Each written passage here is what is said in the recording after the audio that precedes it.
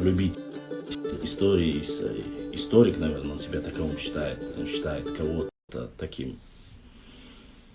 Бузуртанов, может, имеет в виду? Ну так, Бузуртанов не чеченец вообще.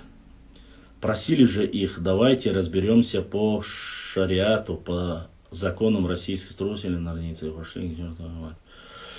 Говорили им, говорили. И про шариат говорили, и решили вопрос, и в Конституционном суде выиграли, и по шариату они прошли. Все решили, как есть, как и должно быть, честно сказать. Другого я не вижу.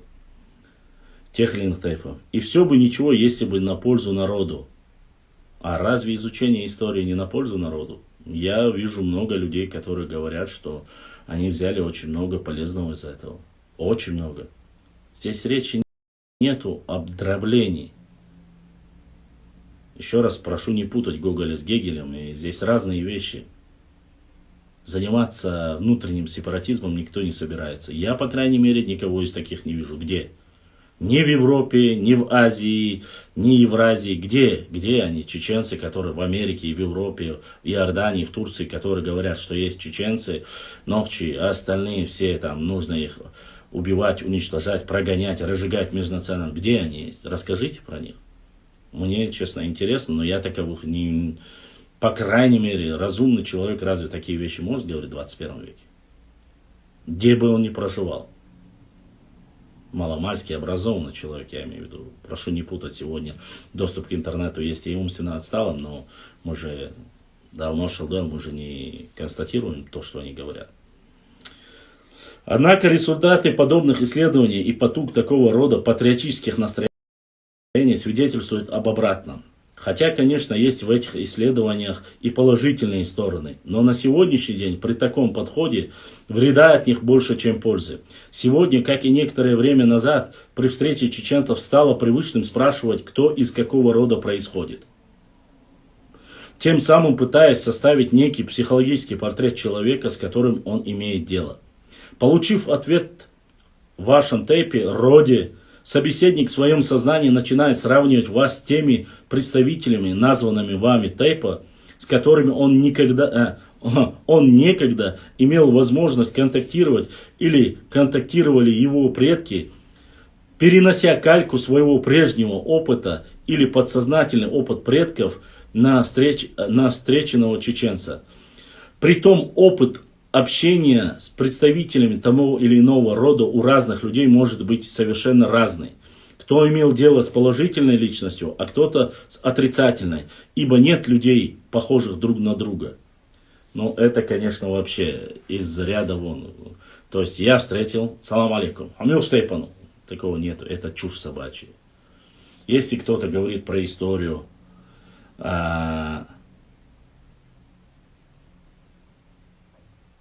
не устал ты из года в год будоражить. Послушай, Бельгия. У тебя есть камера, ты в Инстаграме, с плюсиком. Нажми, показывая свое лицо, расскажи мне, кого я будоражу и какие неокрепшие умы. Мы говорим о проблемах нашего этноса, и мне интересно, вот ты вот сейчас задал вопрос сейчас, будь любезен, отправить и задать мне его в лицо и пояснить это, чтобы ты долго не писал.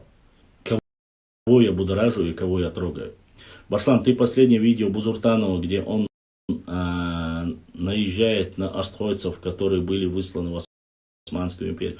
Нет, я не видел, честно сказать, я не подписан, я не смотрю бред этого человека, честно сказать. Иногда время от времени опровергаю, но это такое ерунда, конечно, которая не стоит. И в Чечне нету такого, чтобы встретились, ассаламу алейкум, амил штайпану, и я в голове, когда-то он здесь-то, то-то сделал, такого давно уже нету. Вообще нету в чеченском обществе этого. Если кто-то спрашивает, амил штайпану, тут нету ничего плохого в этом. Я спрашиваю, кто-то либо другой может спросить. Может, я хочу узнать. Может, я хочу сказать, когда я встречаю потомков, там, допустим, тейпа Эрстаншва, я с радостью говорю, ваш предок, Ушурма, первый имам Кавказа, или Бильтвай, вот ваш красавчик, Бейбулат Таймиев, был Кремень, Байсангур Биноевский, национальный герой чеченского народа, Бойсхары. Я знаком с его потомками, не скажу, но его непосредственно потомками его братьев. Вот такие парни, Онхуай, нохчи настоящие, как и свой предок любят свой народ. Трудоголики, они не крутые там, нет, они простые ребята. И что здесь плохого? У меня ассоциируется Беной не только с Байсангуром Биноевским. Да любой Бену, который хорошо сделал. Если он скажет Бену, разве это плохо? Я не вижу в этом ничего плохого. В моем понимании это. А если у кого-то, как говорится, горит шапка, я, честно сказать, мне задавали вопрос. Я клянусь Всевышним Аллахом, никогда, я не знаю, там, Мазлака там, или там у кого-то других тейпов, он был этого тейпа, значит, если Мазлак был этого тейпа, они должны быть все такими же. У меня никогда этого понятия не было. Никогда. Или Ахмад Автуринский, или Талхиг, или Батуко. Да, я знаю себе для истории, я знаю, памятой, какие ребята отличные. Он хуй был, Яхьош был, Дикнах был, Хаккуай, Варандуай, Эчкш, Чинхуай, красавчики, Мукуай, Яхьош, Гухуай, Мелхи, Онхи. Я про каждый тейп могу это сказать, но я никогда не задумывался что-либо плохое. А наш хуай любимчики. Я не знаю, какие проблемы у этого человека, явно, если... Я сам противник того, чтобы там возвышали, я противник того, чтобы тейп возвышали этноса. Вот этого я противник. А так тейп должен знать. Кто-то выходит замуж, бизнес, может человек хочет узнать. Я не знаю, с кем-то держишь там, с каким-то я подрался, и что, мои потомки, мы все должны ненавидеть этот тейп, что ли? Это что за идиотизм? Это детский сад.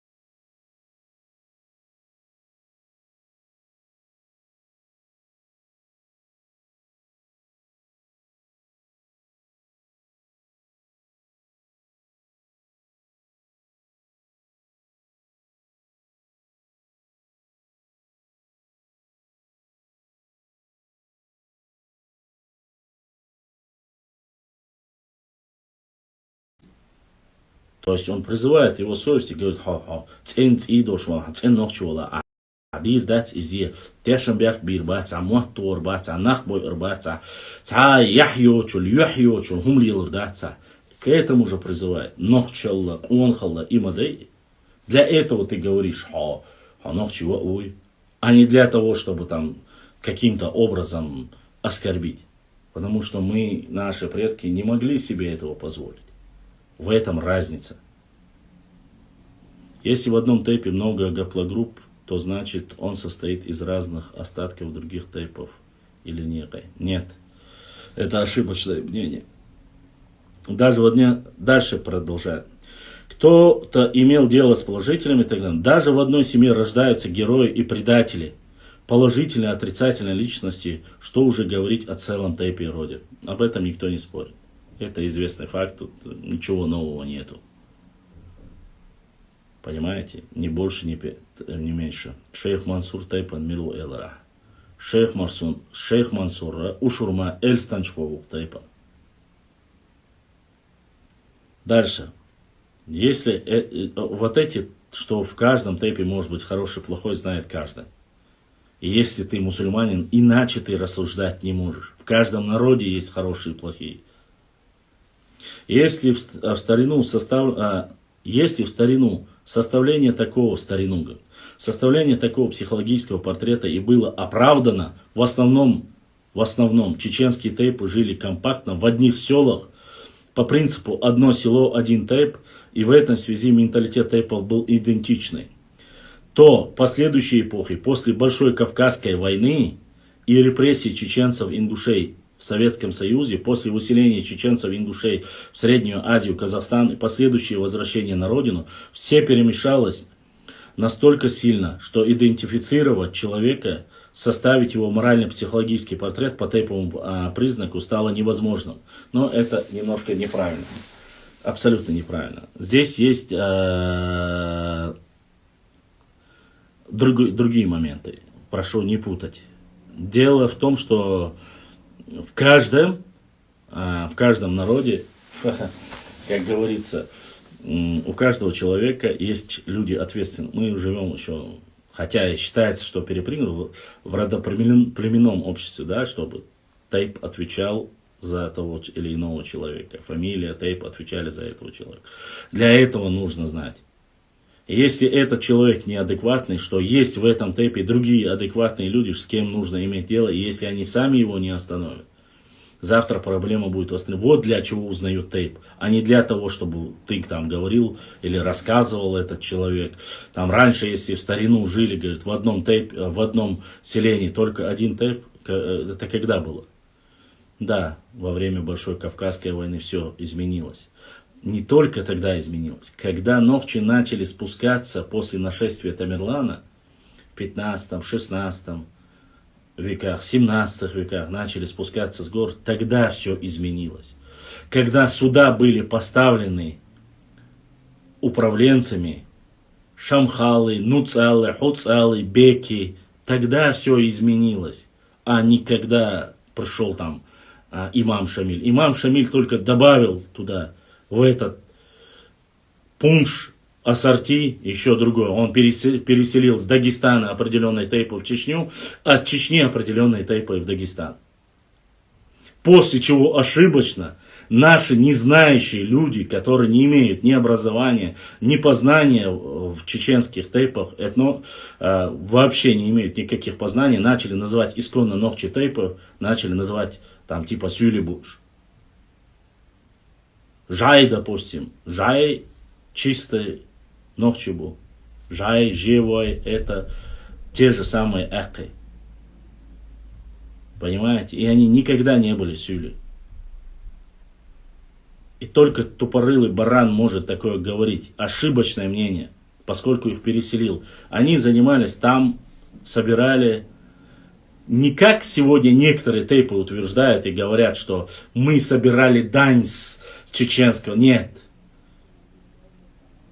Это во время имама Шамиля это была подать, которую собирали, или закят для каких-то военных действий и так далее. Эта структура была такая. Если вы не знакомы с этой структурой, это ваши проблемы.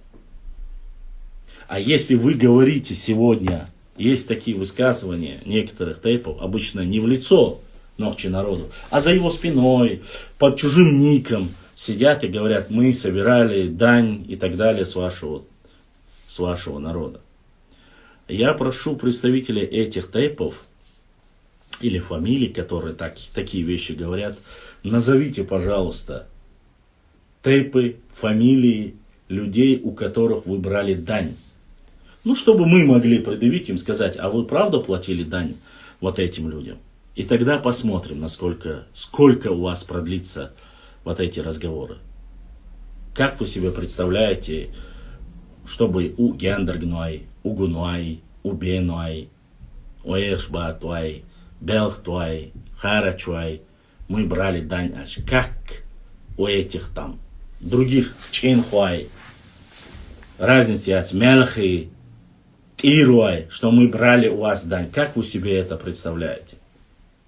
Кто-нибудь из вас осмелится сегодня, живя в этом регионе, даже в других регионах, сесть и сказать, мы не за спиной, не где-то там, под чужими никами левыми сидеть, писульки заниматься нарнийскими сказками. Нет, прямо в лицо мы брали с вас дань, вот, с вашего конкретно народа или тейпа, или с вашего села. Вы можете это сказать? Нет, не сможете. А знаете, почему не сможете? Потому что не хватит ни духа, ни силы потянуть. Потому что Нохчи народ это единая система. И там все с друг другом связаны. Если у меня, как у Нохчу, фактически, кого бы я ни назвал, почти что есть родственники, Шичуа, Шичбеш, Девичи, Мягчуа, есть почти во всех, начиная там от Уарстхуай, Мелахей, Эхкей, Цуантруай, Бену, Массуау, Герганаху. Хоуши, Техючну. Как вы себе представляете это? Нет. Сидеть где-то и рассказывать сказки про Элидер, мы собирались Даньбу, чтобы болтологией заниматься. Нет, не собирали. Да, было государство, теократическое государство во время имама Шамиля, которые собирали на нужды войны и на остальное. Там. До этого призывали, когда брали тех же управленцев, об этом в истории четко написано. Давалась какая-то мера пшеницы или барана, или там, не знаю, скотины, мелкорогатую и так далее. Это работа. Можно ли сегодня назвать налоги данью? Так, вы сегодня платите, все платят налоги. Все. Этим людям, которые рассказывают, мы брали дань, у меня вопрос. Вы сегодня платите дань? Или же как быть, допустим, во времена Чингисхана, Золотой Орды, Хазарского Каганата, Алании? Вы платили дань? На плоскостной территории. Я промолчу про Дзурдзукетию, горную, или Дзурдзукетию, или Кистетию в горах, то, что было. Нашей родины. Я про это промолчу. Окей, туда труднодоступно, там никого нет. А на плоскостной территории вы платили дань? Что нужно считать дань? Если вы, Хазарский Каганат, обязаны были, потому что Аланское царство проиграло Хазарам, обязаны были выставлять 20 тысяч конных воинов. Это и во время войны Хазарского Каганата с арабами, с другими любыми.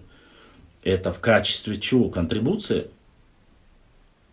Репарации? Налоги? Джизия? Или как это можно назвать? Если вы не хотите, но вам нужно выставлять этих людей. Или Аланское царство возьмем. В составе Аланского царства нужно было собирать, поскольку там были феодалы, там были цари, князья, воины, то есть были налоги, были рабы, были налоги, потому что нужно было держать эту структуру. Вот эти налоги как назывались? Аланское царство было фактически от моря до моря. Это является платой, данью. И кто ее платил, и кто ее не платил. Задумайтесь над этим. Это обусловлено тем дальше, что после возвращения Азии, то, что возвращение равнинные чеченцы, также дальше пишут, одних и тех же селах стали жить горные. Я вам показал, что это не во время Большой Кавказской войны началось, а это началось намного раньше, когда начали Нохчи спускаться с гор. 15, 16, 17 века. Намного раньше, когда они спускались, тут уже нашлось, перемешались разные тейпы в разных селениях. Так что тут немножко лукавит он.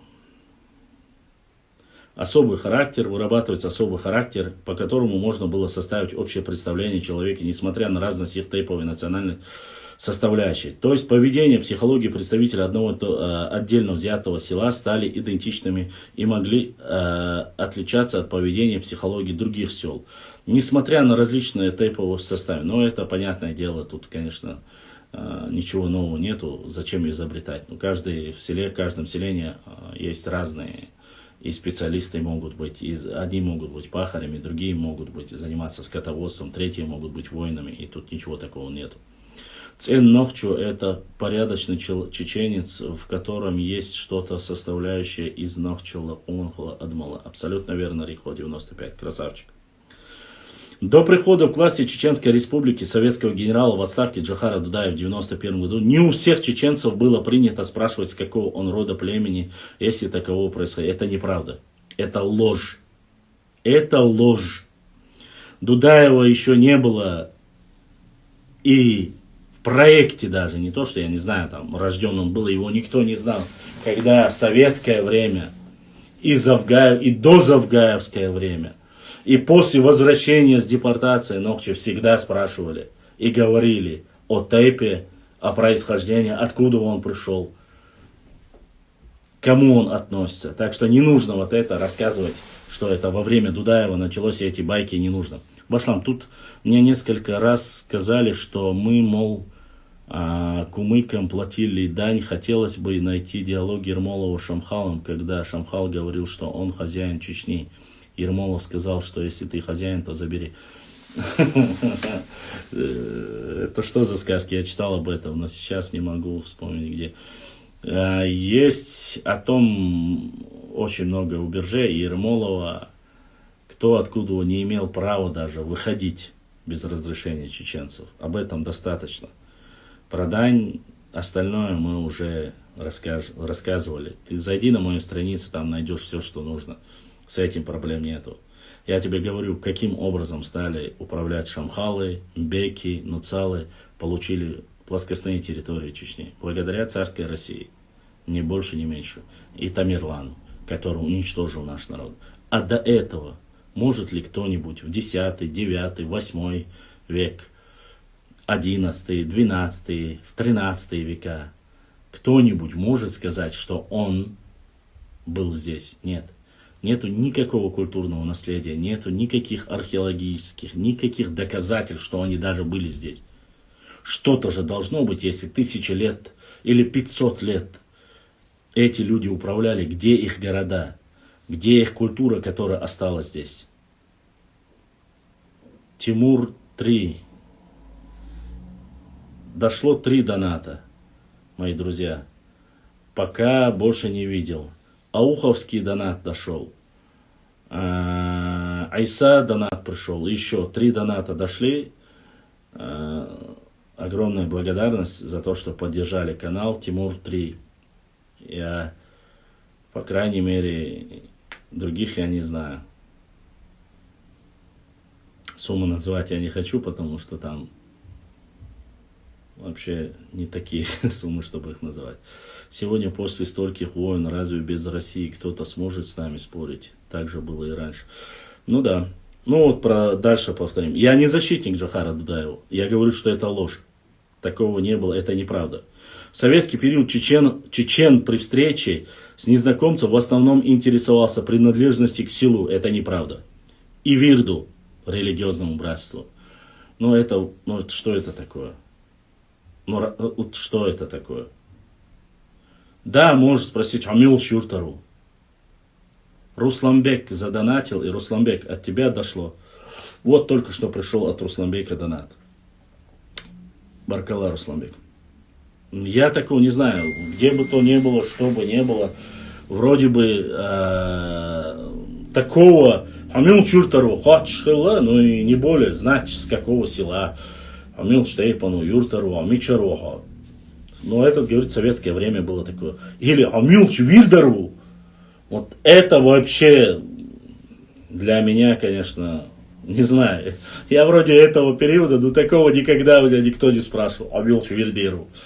Если там где-то со зюкрилеж или где-то на каком-то религиозном собрании, это можно было понять. А так, этот обычай больше всего был распространен в сельской местности, когда, как в городской среде, мышление и поведение населения резко отличалось от менталитета сельского среднестатистического чеченца, что также отображалось в поведении и психологии чеченского общества того периода. Городские чеченцы, которые было не более 15-20, цифры неофициальной статистики, от всего населения города Грозного, выходцев из села, и брат Ислам задонатил. Ислам дал духуахуал, дал сидуэл за поддержку нашего канала. Выходцев из села называли не иначе, как колхозниками. Таким образом, пытаясь подчеркнуть их отсталость и архаичность взглядов в отличие от городских чеченцев. У городских чеченцев в силу влияния урбанизации сформировался свой образ мышления и поведения, отличающийся от образа мыслей и поведения всех остальных чеченцев. Таким образом, сегодня делать вывод и составлять психологический портрет чеченца по его принадлежности к тому или иному чеченскому тейпу, роду, является большой ошибкой. Как и является ошибкой даже преступлением перед будущим поколением делить чеченцев на чистых и нечистых чеченцев. Уже интересно. Вся эта затея попахивает национализмом и шовинизмом.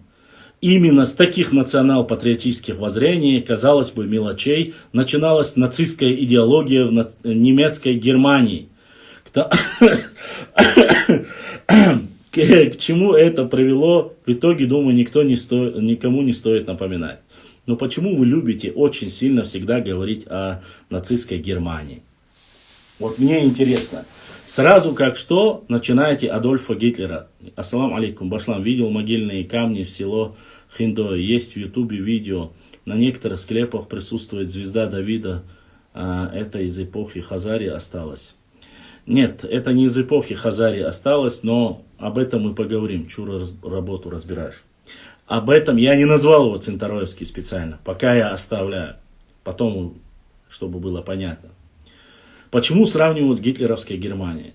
Почему сразу с евреями? Там речь была о преследовании только о евреях в основном. А где чеченцы преследуют евреев? Или где кого преследовали, я не могу понять. Даже в первую, до Чеченской первой войны, кого преследовали? Чечня была интернациональная республика. До бомбежек, до уничтожения была интернациональная. В 1989 году в Чечне проживало 25-26 тысяч ингушей. Это официальные статистические данные. Во всей республике проживало 26 тысяч ингушей. 3-4 тысячи грузин и армян, если не больше. Русских в одном городе Грозном, Грозный был где-то 300-тысячным городом в то время, по всем статистическим данным, было за 300 тысяч. То есть это если только считать, если мы говорим за город Грозный, это было приблизительно 180-200 тысяч. Только русских. Мне интересно, кого преследовали? Сравнивать гитлеровская Германия, шовинизм, национализм. О каком шовинизме и национализме говорить? Почему сравнивать? Если кто-то интересуется историей, исследованием, патриотизмом, я не знаю, чем угодно. О каком шовинизме, о каком национализме идет речь? В Чеченской республике,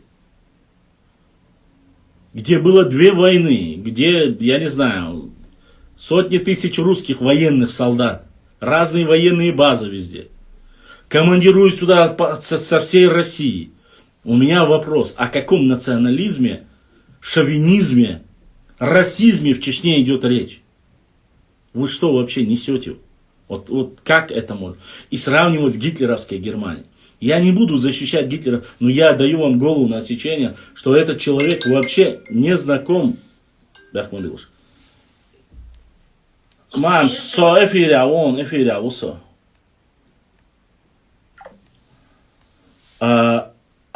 о каком национализме, нацизме и почему сравнивать с гитлеровской Германией? Я помню некий Фаргиев, кажется, его зовут, который в Европе живет, да, этот, который... Он сравнивал, меня особенно сравнивал там, чуть ли не с Геббельсом, который пропагандирует с Великой Чеченией там, и так далее и тому подобное. Хоть в одном месте покажите, чтобы я там говорил. Я показывал карты, ареал проживания заштрихованный, что здесь проживают чеченцы, там проживают. Точно так же я могу заштриховать там во Франции, в Германии, потому что там, в Англии проживают, в Бельгии проживают чеченцы. Заштриховать там, нарисовать эти полоски, это делается для того, чтобы показать, где проживают чеченцы этнически. Но не потому, что Франция, Германия, Грузия, Дагестан, я не знаю, что там, где в Америке проживают ногчи, это значит чеченской территории. Такого не было. И у меня ни у кого нет. Я не понимаю, честно сказать, это реально не хочу даже говорить.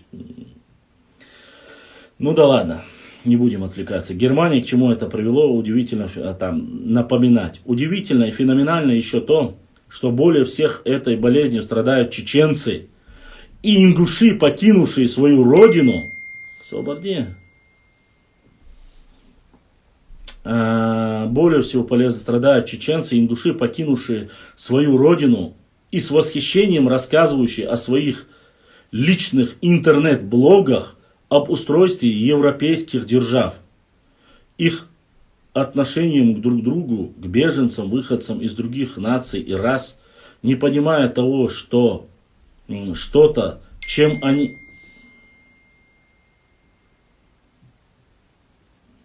Выходцам из других наций и рас, не понимая того, что-то, чем они восхищаются, не построено на культе чистой крови, а построено на принципах интернационализма и расовой терпимости. Я бы даже сказал, что многие европейские принципы социальной справедливости, милосердия скопированы с духовных практик и учений. Самое главное, все говорят, что ислам, а он пишет, и учений христианства и ислама, которые игнорируют национал-патриоты в своих спорах о чистоте крови. Ну, это, конечно, вообще...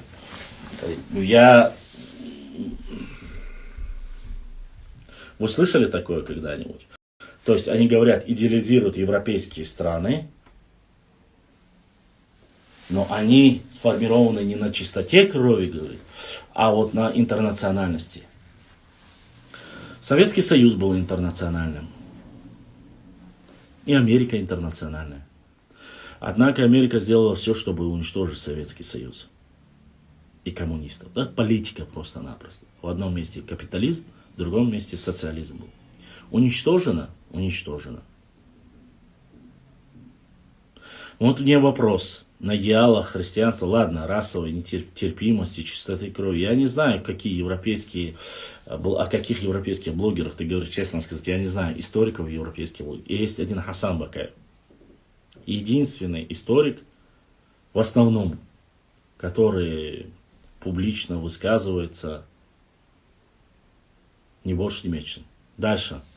Так, The Hatch о том, что вы считаете себя избранным народом, не имея никаких научных, археологических, культурных данных. Вот, так, это кто вообще говорит? Потому что Гитлер был серебряным призером Великой Отечественной войны. Так это говорят те, которые хотят скрыть свой нацизм, переводя стрелки на нас. Я не знаю, кто такое Хач Атур. О том, что вы считаете себя избранным народом, не имея никаких научных, археологических, культурных данных, смеется. Вот про что. Они про преследование. Ты там цепляешься и воду льешь. Ты кому это говоришь? Хач Атур. Может, расскажешь? Вот вы сидите, пишете, рассказываете тут свои нарнийские басни. Ты, говорит, не туда воду льешь. Если ты мне это говоришь, конечно. Зайди, отправь запрос. Вот у тебя камера с плюсиком стоит. Отправь. Вживую зайди и скажи, в чем и где я не прав. Я отвечаю на те вопросы, не забывая, с точки зрения, так как я это понимаю и изучаю данный вопрос. Я говорю, покажите историков, покажите блогеров, о которых говорите вы. Избранными. Кто сказал об избранности? Что мы богоизбранный народ. Где я это сказал? Хоть раз.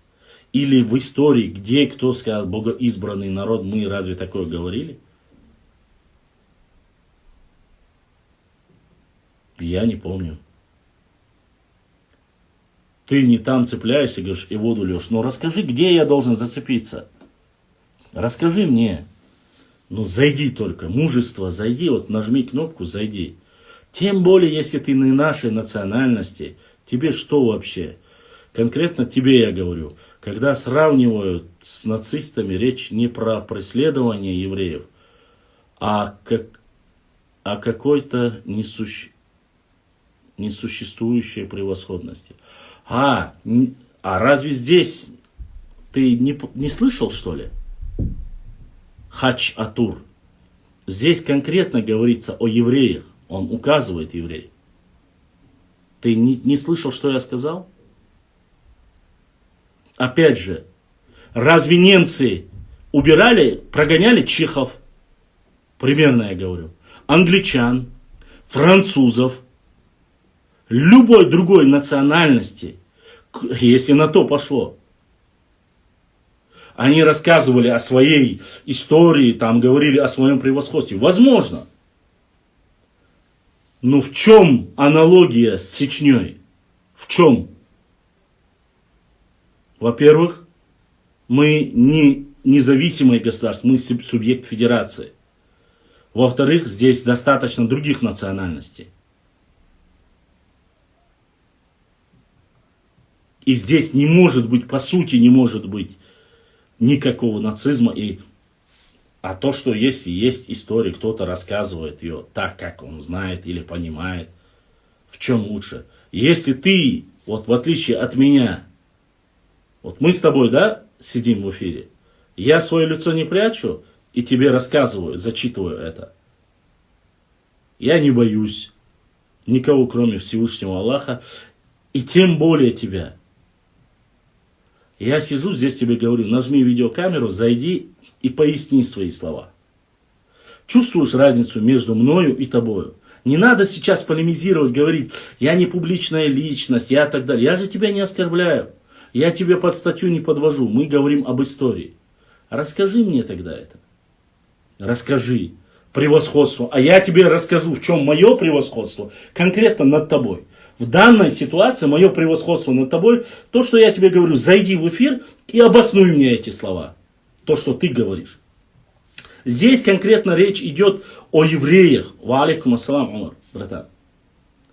Здесь конкретно имеется, потому что я тебе говорю, в Чечне не было ни шовинистов, ни националистов в таком количестве. Как в любом другом народе чуть-чуть есть везде. Везде есть. Но ты зайди и покажи свое лицо, показывай, скажи, почему, где я, или в этом тексте, или в моих статьях я указываю, что новчий народ, богоизбранный народ, или лучший народ, чем ты. Я не знаю, кто ты, хач написано, может ты армянин, может тоже. Немцы прогоняли многих. Ты много не знаешь, я много знаю, вот как раз таки. Аналогию, что вы ставите себя выше, чем другие народы. Я запрос отправил тебе в комменты на многие лживые твои посты. Ты просто-напросто трус нарнийский. Если бы ты отправил бы мне запрос, твой запрос бы ко мне пришел. Лживые посты, выйти в прямой эфир.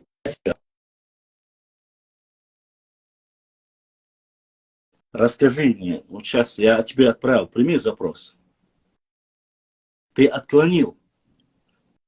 Вот разница между мной, Новчий, и тобой, трусом. Ты трус, нарнийский трус, который боишься зайти. Ты об истории Германии не знаешь вот столько ничего. Преследования были. Везде были преследования. А во время войны преследования бывают. Но аналогия между Чечней, нынешней, и гитлеровской Германией, и нынешней, и предыдущей, не ставится ни в какое, даже рядом не стоит. Я понимаю, что, может быть, вам везде мерещится, вы можете это говорить, но это как раз таки говорит о вашей слабости и трусости. Мы лживые или не лживые, нужно было иметь мужество зайти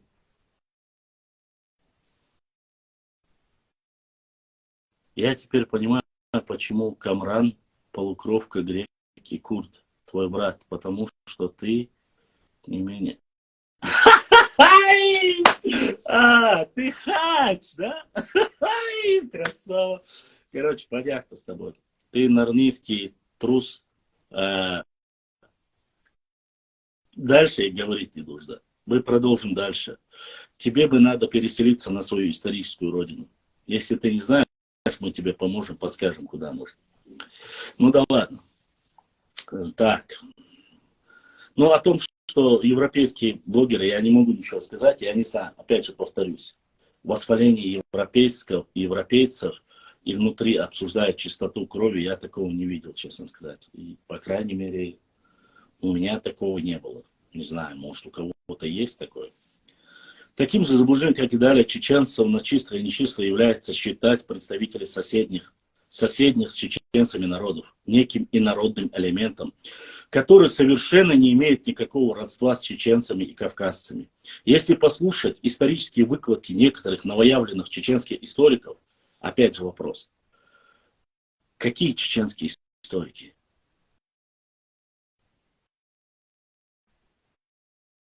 Понимаете? Какие? Я тебе высказал свое мнение. Ты мне дальше не интересен. Ты не материшься, я из-за этого тебя не блокирую. А так я свое мнение тебе высказал. Ни больше, ни меньше. Ладно. Не буду отвлекаться на пустые слова пустого аккаунта. Исторических, опять же, утверждает, совершенно не имеет никакого родства с чеченцами. Если послушать исторические выклады некоторых новоявленных чеченских историков, кто это? Новоявленные чеченские историки, кто это? Я прошу фамилия, имя, отчество. Где они? Данные. Никаких проблем с этим нету. Давайте фамилия, имя, отчество, конкретно книжку показывайте, и мы будем уже работать. У нас есть сегодня возможность остановить вот это, как вы говорите, новоявленных историков, которые занимаются разжиганием внутреннего сепаратизма. Мы будем рады не просто языком чесать, а конкретно показать. Вот они, вот, например, он. Покажите. На атаке. Дальше. Историков выходит, будто бы эти соседние народы, жившие на Кавказе по соседству с чеченцами, на протяжении тысячелетий и входящих в политический и экономический союз с другими племенами, в том числе и состоящие сегодня в родстве с чеченцами, вдруг неожиданно в один момент, как по мгновению волшебной палочки, появились на этих территориях в таком количестве, что даже сегодня, в эпоху мирного демографического взрыва, невозможно представить по уровню роста популяции. Но это уже даст фантастич, конечно. Мы-то знаем, где завышены конкретные оценки, где повышаются статистические данные. Никто не против соседних народов. Имели с ними экономические, политические взаимосвязи, родственные связи с некоторыми. Все это было, вне всякого сомнения. Мы говорим о сегодняшних реалиях. Когда-то мы жили в одном едином государственном пространстве, сегодня уже изменилось это. Сегодня немножко иное все это. И поэтому никто о возвышающих количествах никто не говорит. Ваш министр в Армению едет архивы изучать, чтобы узнать о первых упоминаниях ваших племен. Не в Баку, а ты тут будешь показывать мне, где моя родина. Смешно ты. Мой министр, у меня нету министра. И я сам по отдельности, понимаешь, хач. Ну так у тебя хач написано, Атур, да, хач Атур. Я закидываю азербайджанцев там, где моменты некоторые, которые мне указывают, они имеют под собой почву. Вот.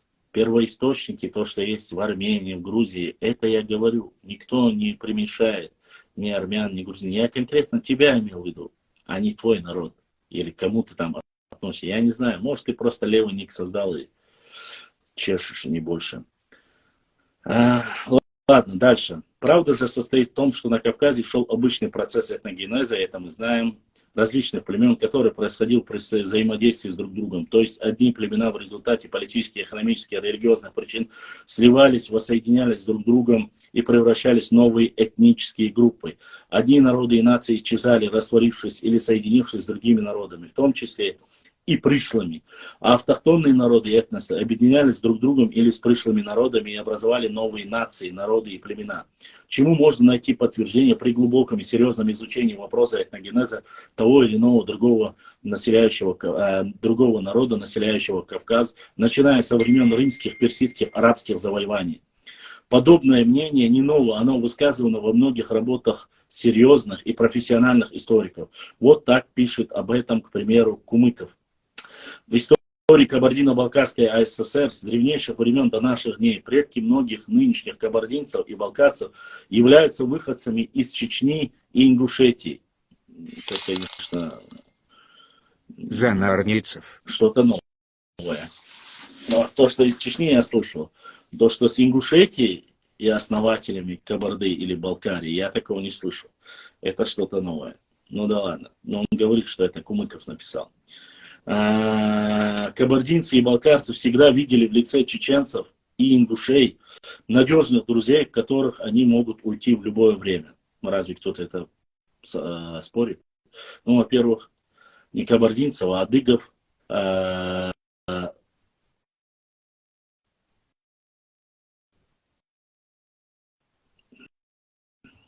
Ара, ты мне уже не интересен. Давай. Что, что также подтверждается в современных ДНК-исследованиях? Ну, во-первых, то, что говоришь, взаимодействие, то, что адыги находили всегда и будут находить всегда здесь, это никаких проблем с этим нету. Так. И я так понимаю, задонатил, в Ютубе задонатила сестра Таиса Занарницев. Вот такой донат в поддержку нашего канала.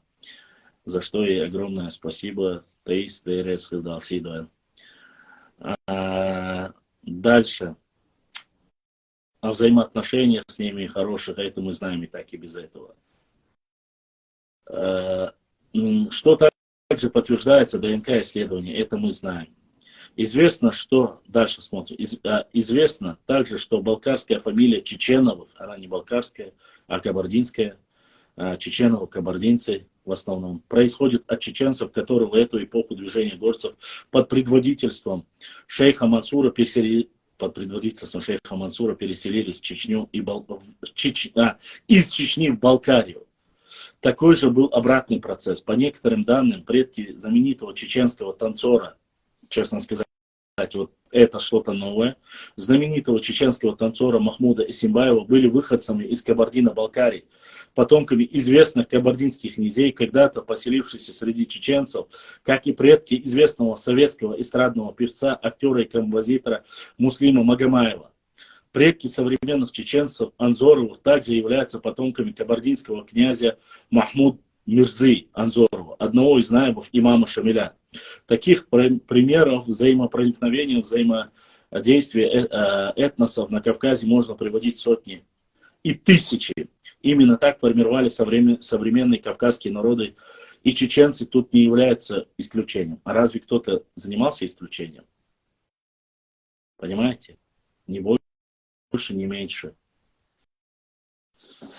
Давай я тебе покажу, Ара, где твое место. Смотри.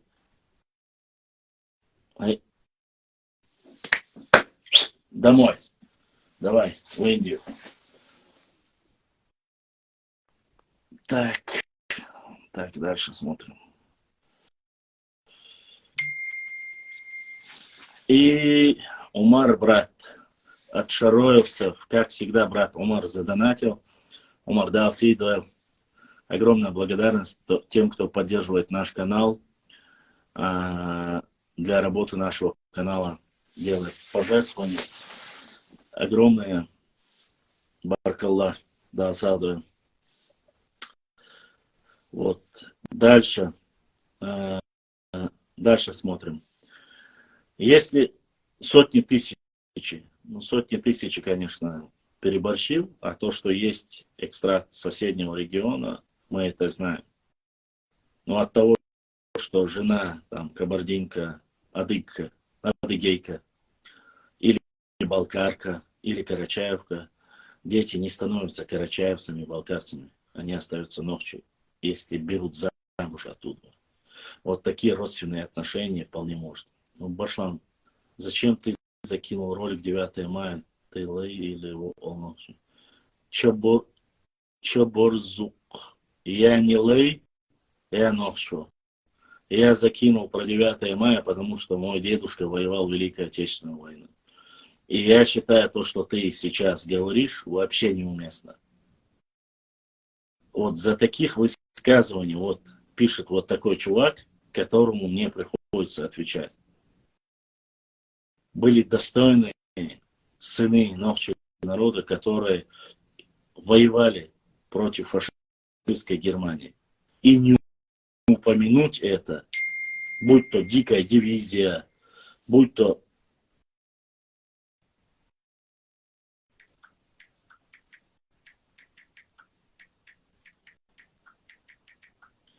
дикая дивизия или другое, это история моего народа. И я должен упомянуть это. Потому что это история. Я не закидываю политические какие-то моменты. Я закидываю про то, что есть в истории.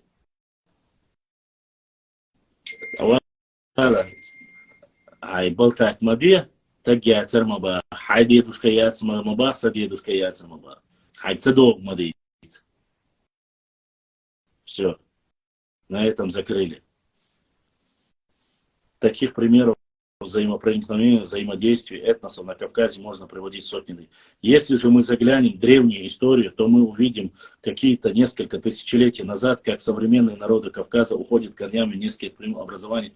Ну, тут дальше уже, конечно же, в этот же момент я хочу как раз-таки отметить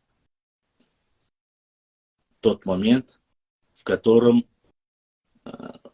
мы рассказывали про кемерийцев, алан, хазаров, скифов, сарматов, аорсов и много-много других, амазонок, хуритов, урартов.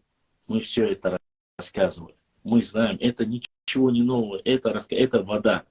Это вода на то, чтобы отвлечь внимание. Это сейчас ссылка на другого ученого. Там. Сейчас вы поймете, я быстро прочитаю, чтобы не отвлечься. А вы пока сформируйте свой вопрос. Борьба народов Дагестана против иноземных завоевателей. Не знаю, зачем тут, при чем тут Дагестан. Хотя догадываюсь, находим следующие свидетельства взаимопроникновения этносов, формирования современных народов Северного Кавказа, в частности Дагестана, на основе различных племен. Со 2 века нашей эры на просторах Евразии начались первые движения кочевых, полукочевых племен, являющие началом великих переселений народов.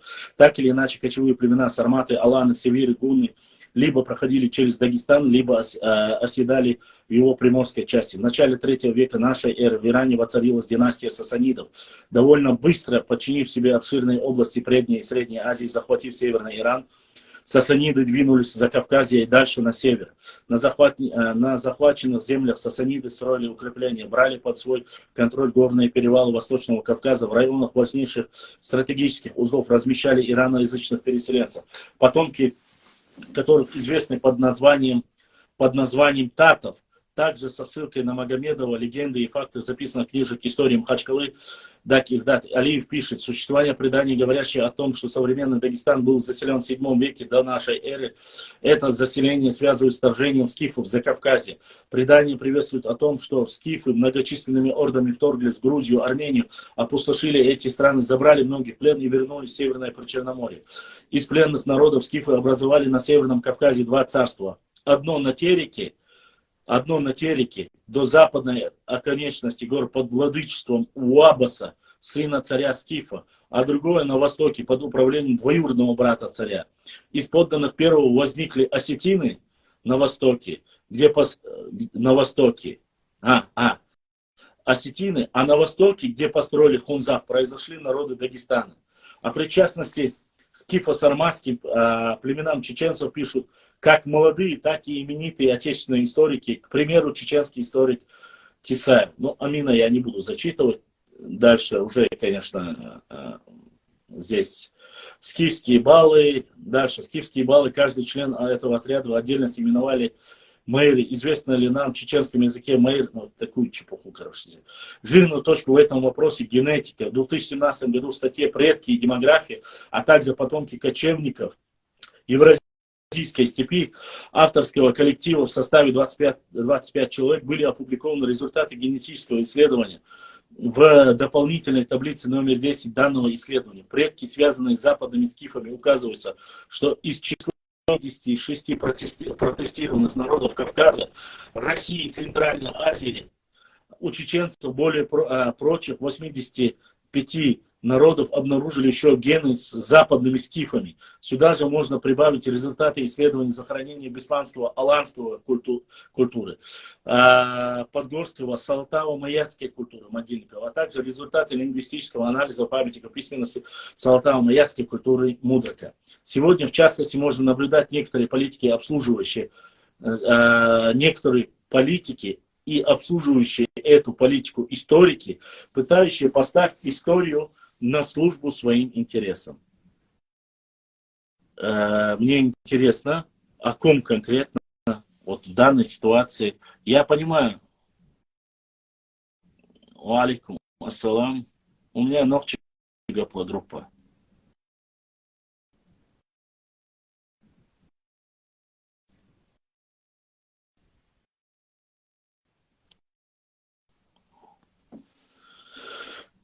Дальше. Я понимаю, к чему это идет, зачем это пишется. Я это понимаю. О переселении народов, о кемерийцах, амазонках, сарматах. Это понятное дело. То есть этот человек хочет сказать, что все народы сформированы из тех или иных разных этносов и культурных кластеров. Да, на территории Чечни есть там кабанская культура, каякино-харачевская, Салтау мы, вот как перечислили, из тех, да, все 4 или 5, кажется, если кабанская, каякино-харачевская,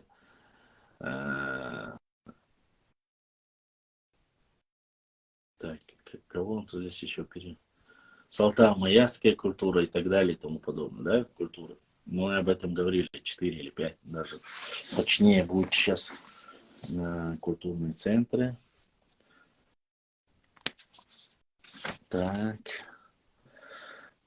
Куро-аракская культура, майкопская культура, каякино-харачевская культура, кабанская культура.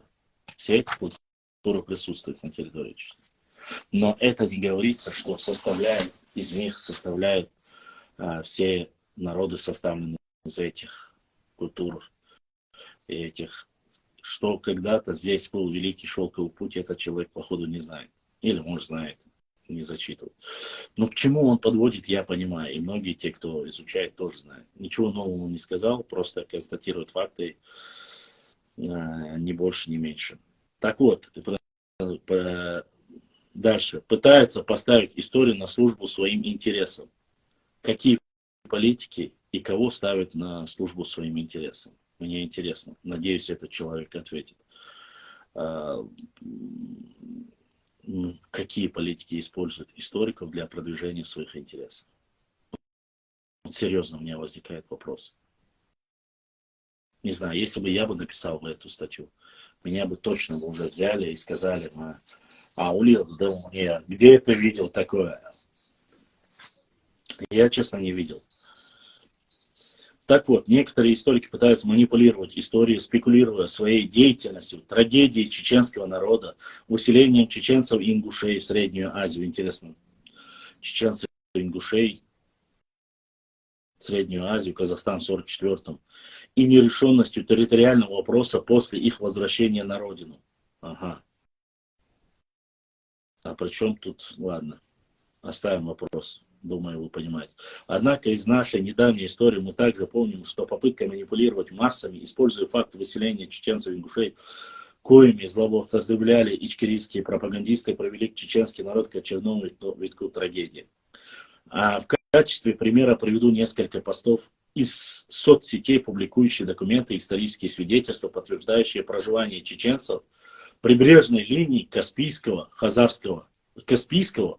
в кавычках, Хазарского моря, междуречия Сулака и Терека.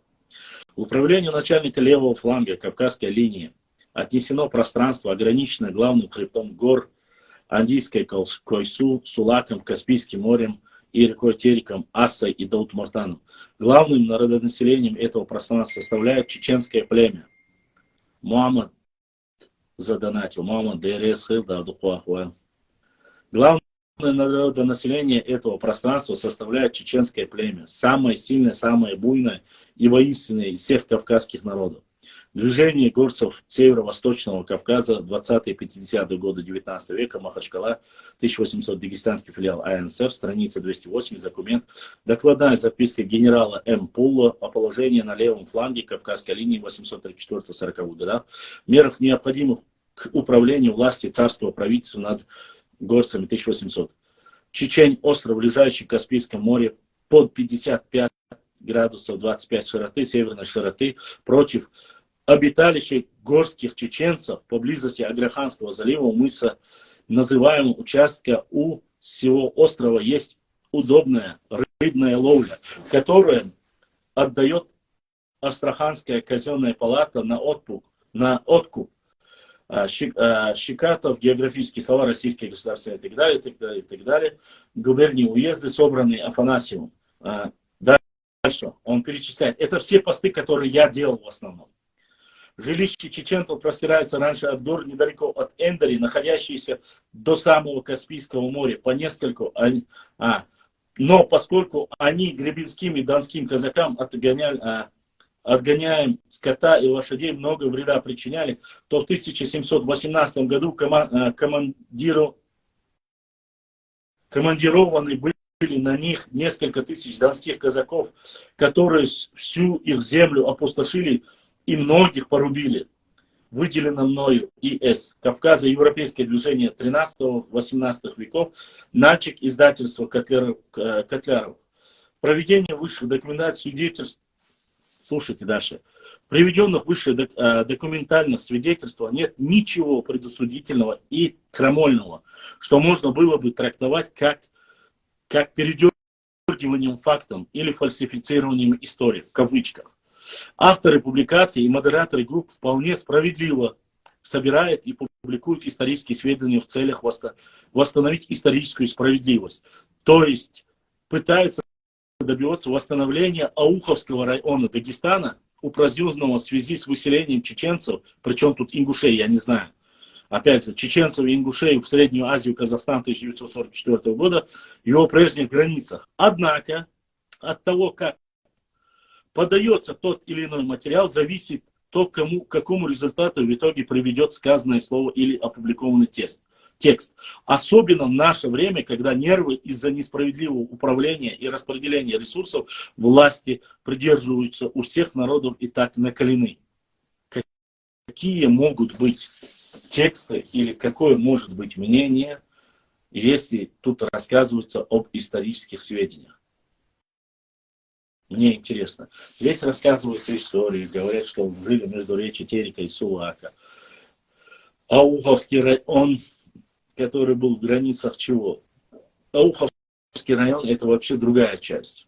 Если говорить об ауховцах в целом, можно понять. Но этот текст публикует в основном Хасан Бакаев, публиковали я, еще пару человек. Сейчас уже, не знаю, уже многие могут публиковали этот текст. Но мне интересно, что здесь, какой трактовки преподносят. В какой трактовке можно преподносить, если ты везде пишешь, что это исторические факты, что это исторические документы, написано российскими генералами, русскими генералами, офицерами. Какая может быть трактовка и как преподнесено этому? Разве кто-нибудь в здравом уме сегодня делает такой посыл для разжигания межнациональной розни, если есть статья конкретно, которые могут после этой публикации тебя привлечь по уголовной статье и посадить? Кто-нибудь добровольно хочет попасть в тюрьму? Это исторические паблики, которые расскажут, что когда-то жили на этих территориях чеченцы.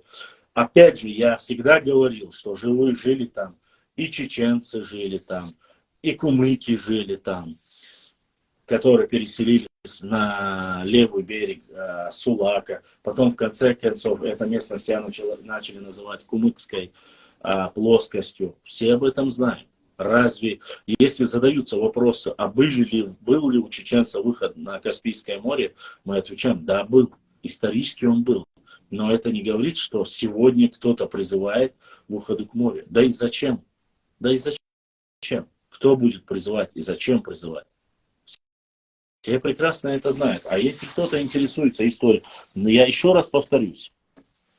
Тысяча и тысяча чеченцев, которые... чеченские общества с семьями переселились в Грузии, огрузинились, стали грузинами, стали, там, не знаю, христианами. Прошу минуточку, дайте, сейчас я вернусь.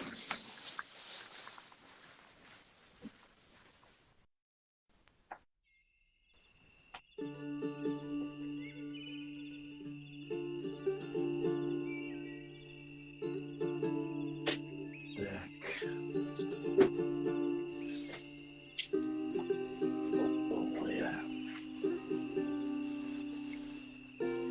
Ага.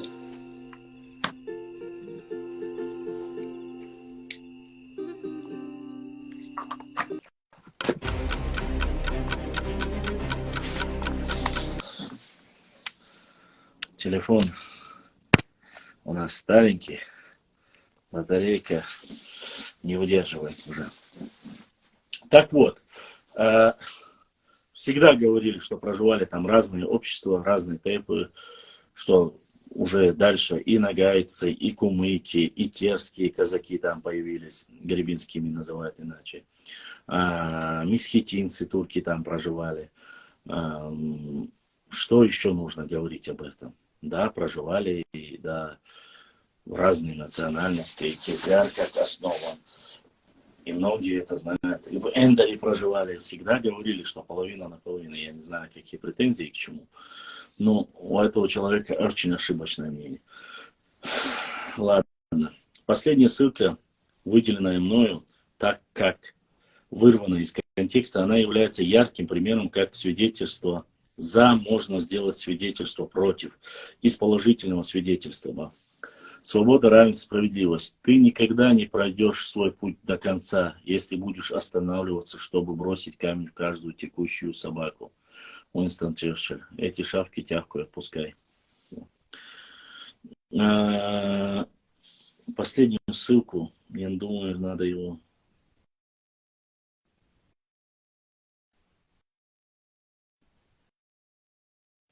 Мною, так как вырвана из контекста, она является ярким примером, как из свидетельства за можно сделать свидетельство против, из положительного свидетельства, говорящего о родстве народов Дагестана и Чечни.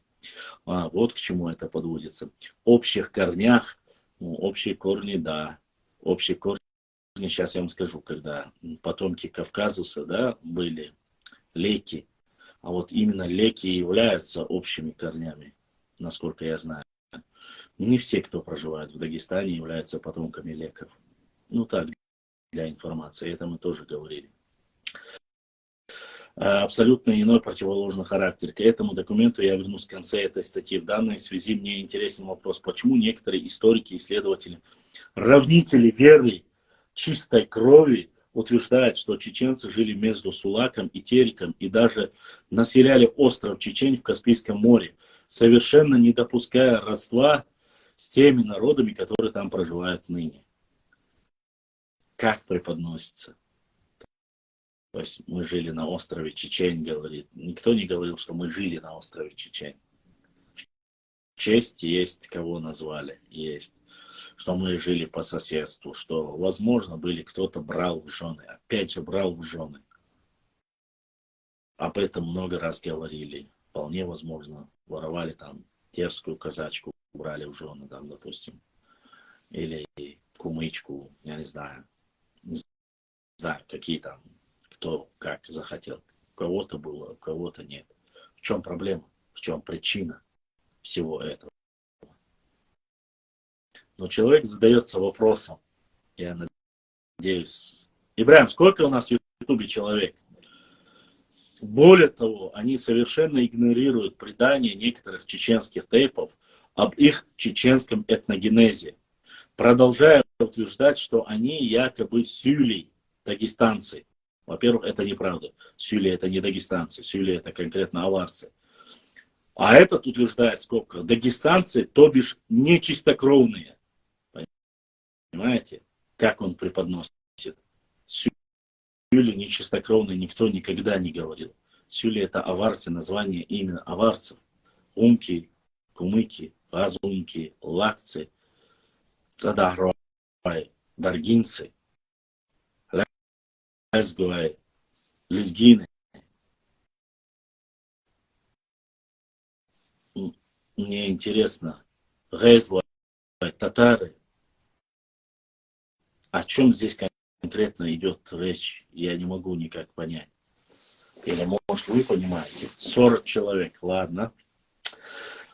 Он пишет в скобках: дагестанцы, то бишь не чистокровные, не подходящие под их концепцию чистоты крови, только лишь из-за того, что они когда-то жили на территории современного Дагестана. Когда, как они сами утверждают, что эти территории ранее принадлежали чеченцам. Какая-то разница получается. Давайте вместе попробуем разобраться в этом вопросе. Может, не стоит, конечно, разбираться в этом вопросе, если ты уже несешь такую, честно понять, непонятную, жалко, конечно. Ассаламу алейкум. Мы, леки и чечены, жили всегда вместе. Албания, чеченцы. Ясно. Более разобраться в этом вопросе. Конечно, это очень смешно. И если, говорит, раньше эти территории были своими, ну, я не хочу повторяться. С этим человеком, конечно, можно было провести диспут об том, что была реконкиста, что уходили в горы, потом возвращались, были там, что был первый имам Кавказа, шейх Мансур, что был Гамзат Бек, Гази Мухаммад, что был потом имам Чечни и Дагестана, имам Шамиль. Он про эти ситуации, видать, как-то... Ладно. Квачво моя саваты. Да, ножку брат подарил. Квачати, это футболка такая. Это еще ничего, я просто не знаю, видно, что написано на моей спине, видно там или нет, скажите мне. Что там написано? Видно?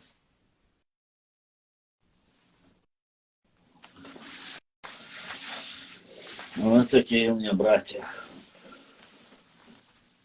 Так что написано Дзурдзуки Нохчи. Так что вот так вот. Что дальше? Смотрим.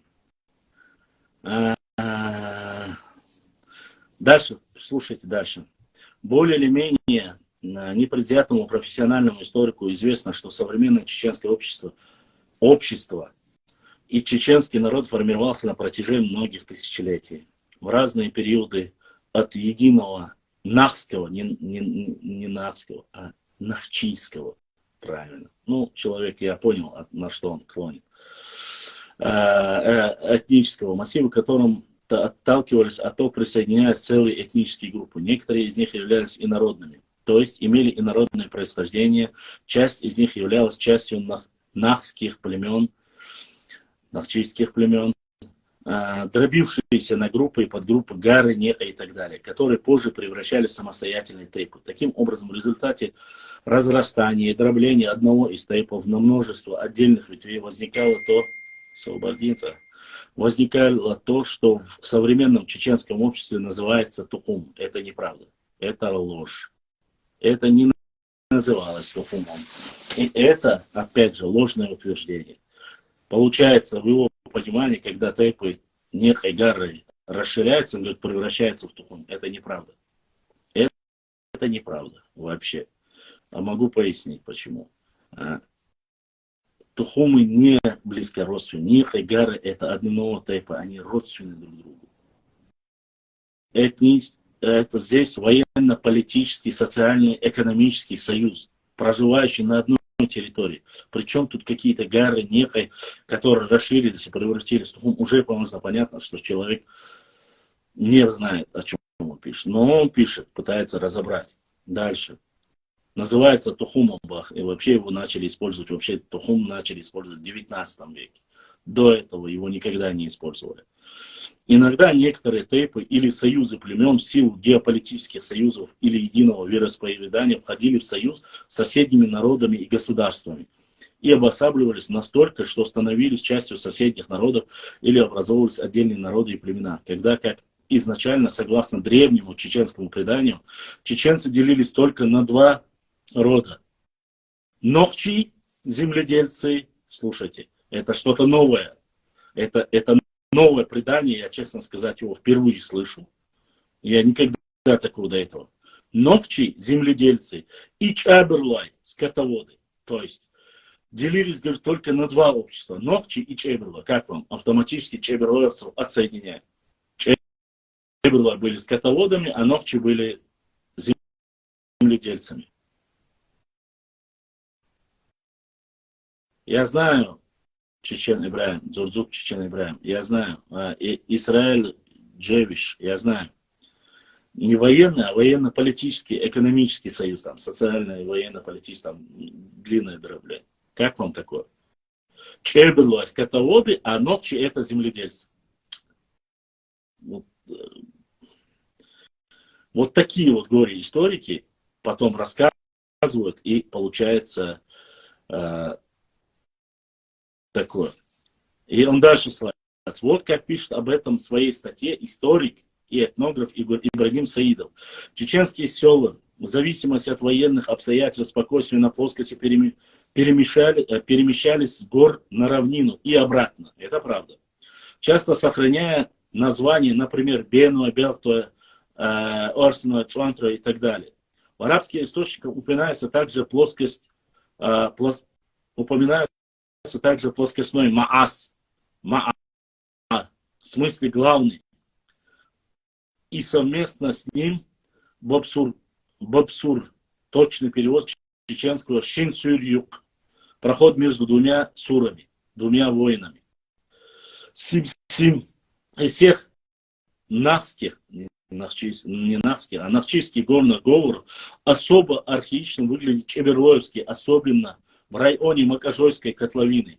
Здесь лучше сохранились кардинальные гласные, и менее варьируются слова. Именно здесь впервые было записано древнее предание о том, что в далеком прошлом все нахи, не нахи, а нахчи, делились на пахарей и новчей. На пахарей-новчей и чабрлой, овцеводов. От чаба пучок шерсти, служащий единицей измерения при торговле. Позже, по решению Мехкела, постепенно выделялись другие касты. Распад на тейпу также происходил постепенно. Данное предание было сообщено в 7-м международном конгрессе антропологов и опубликовано в трудах форума на русском и английском, французском и испанском языках.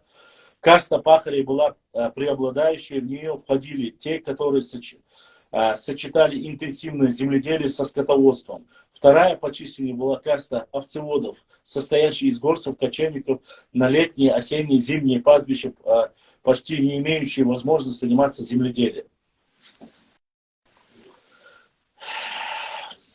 Короче, странно, мне сегодня писали, что Чеберлай, они себя не считают Новчий Болш. Все таки это одна контора, то есть целенаправленная работа со своими спонсорами. Конечно, нет. Предание есть предание. Это не больше, не меньше. Употреблять это предание, где-то говорить, что это достоверно, 100%, так тоже нельзя. Это неправильно. Это неграмотно. И так работы не проводятся. И опять же, Саидов не единственный. Честно сказать, почти что на Саидова историка кто-либо, чтобы ссылался, вообще не. Может быть, о том, что уходили в горы и возвращались опять на плоскостную территорию, об этом знают, мы об этом говорили. Это при военном столкновении, когда было понятно, что уже народ, этнос фактически на фоне исчезновения, то люди уходили. Но опять же, все знают местность чеберлоевцев. Как чеберлоевцы были только скотоводами, когда там области и в Галанчевском, и в Чеберлоевском районе есть террасное пастбище, то есть где террасами и сеяли что-то. Но это уже говорит о многом, понимаете? Это говорит о незнании. Где-то в Конгрессе зачитали, я считаю это основным, что Новчи делились на два. Новчи и Чеберлай. Что за деление? Каких это пор? А Шарвай где тогда? Хорошо, а где остальные все? То есть все были Новчи и Чеберлай. Это вот И он говорит, что сегодняшние современные историки делят на тейпы и так далее. И этот человек утверждает, а сам зачитывает материал. Дальше он не просто зачитывает, он ссылается на него как на основного источника, потому что он якобы друг его отца, и он верит ему. Весенние, осенние пастбища, в основном зимние пастбища имелись при Каспийской низменности. Странно, при Каспийской низменности, то он отрицал это.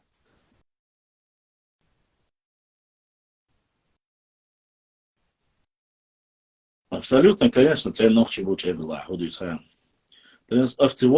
Количество традиционного овцеводства постепенно уменьшает. Генерал Ермолов в 20-х годах 19 века, это правда, что он захватил на зимних пастбищах 1 миллион овец мирных чеченцев, что свидетельствует сохранение их, по крайней мере, частично до этого срока. В-третьих, по величине стала военная каста. Вот здесь, послушайте, здесь уже. Военная каста. И здесь он перечисляет, в ней объединились названные выше военные категории, наиболее многочисленными, организованными и важными для обороны страны были Орштхвай, включающие в себе также акинцев и части из других чеченских тейпов. За охрану пастухов на зимних пастбищах они получали плату за 100 овец одну. Они успешно занимались земледелием, скотоводством. Каждый из них обязан был иметь хорошего коня, в совершенстве владеть оружием и быть готовым немедленно выступить против внезапного вторжения иноземцев. Проходили у них и спартанские воспитания. Ничего вам не напоминает? Не напоминает. Они освобождались от взносов в пользу Мехкела и жрецов. И в какой-то мере можно сравнить с военной кастой индийцев с римскими всадниками и с поздними казаками. Последние повзаимствовали у них, то есть повзаимствовали у Орштхвай одежду, то есть не у чеченцев, а у Орштхвай. Одежду и частично вооружение, военную касту Орштхвай исторически выделяли из пахарей и скотоводов, рослых и сильных людей. Ну, об этом мы говорили, что именно касту орштхвоевцев именно брали самых сильных, выносливых. Поэтому Нерчсан давно что было, что у нас орштхвоевцы было, что оттуда и берется, потому что брали рослых, сильных воинов для защиты с разных типов. Не только, как сегодня считают многие, что только Межуя, Галайцы, их нет, со всех брали, однозначно. Так, например, для охраны, слушайте дальше, так, например, для охраны границы с аварскими ханами по обе стороны пограничного горного прохода были выделены самые рослые, выносливые, сильные из садоевцев, зандаковцев, нашхоевцев и другие. Они построили там крепости и мощные каменные башни, которые в том или ином виде, сохранившись до наших дней, часть белготовцев, потомки Хасси, потомки Хайдарбига и Гвардуай, также входили в военную касту. Больше всех в данной касте были выходцы из ущелья рек Фартанги, Нижние Асы, Рошничу, Валерик, Гуай, а также акинцы, включая Баулы, башенные люди. Из них же были и наиболее сильные рослые Нерт Орствай. Я даже не знал, что он написал это. Блюстители порядка. Их подбирали таким же образом, как ныне местами подбирают солдат и полицейских. Военная каста или Орштхвай понесли тяжелые потери от нашествия Тамерлана. Но это понятное дело. Крымских ханов, донских казаков, так, что Бейбулат Таймиев и другие руководители Мехкела пополняли эти касты в основном из числа исторических пахарей и овцеводов. То, как часть этнических чеченцев, чеченских тейпов становились частью соседних народов, хорошо виден на примере этнических групп, из которого состоит грузинский народ. Пшавы, живущие в Душецком муниципалитете, хевсуры, дальше идет хевсуры, пшавы и так далее и тому подобное. Тушины или бацбийцы, наибольшая этническая группа, живущая в Грузии, родственная чеченцам и ингушам, по сути, они являются единственным войнахским тейпом. Ну как он? Уже войнахский тейп есть, оказывается. Скоро и до народа доберутся. Исторически проживали так дальше. тейпам, исповедующим православие. Цова-Тушин и бацбийцы исторически проживали в Тушете, в горной области на северо-востоке Грузии, в верховьях Андийского Койсу совместно с Тушинами. В настоящее время большинство бацбийцев проживают в селении Зиму-Алвани, возле города Ахмета в верховьях Алазани, Кахети, южный склон Большого Кавказского хребта. Говорят на бацбийском и грузинских языках. Историки причисляют бацбийцев к чеченцам и ингушам. Энциклопедические Брагауза и Фрона мы уже публиковали. В 19 начале 20 веков связывают происхождение бацбийцев с чеченцами. Хотя, конечно же, они в равной мере,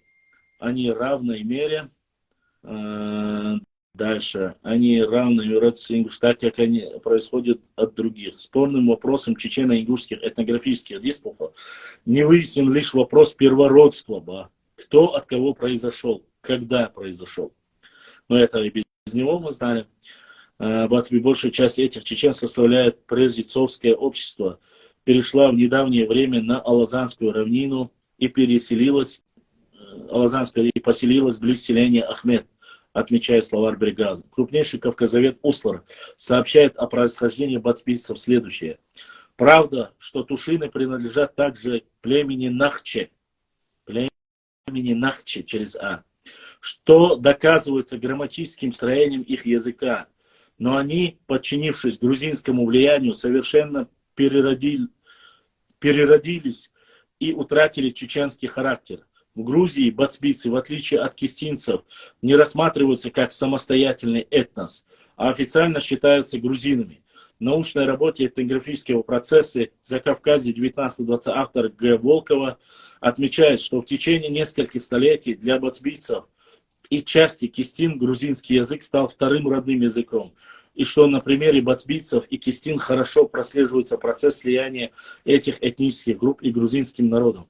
Чеченский историк-этнограф И. Саидов, опять же, в своей работе о расселении нахских тейпов и тейповых отношениях пишут следующее. Чеченские тейпы изучали Эсадзе, Берже, Дубровин, Рабакидзе, Мамакаев, Ашаев, Саламов, Ахриев, Калоев, Саидов, Гапаев и другие.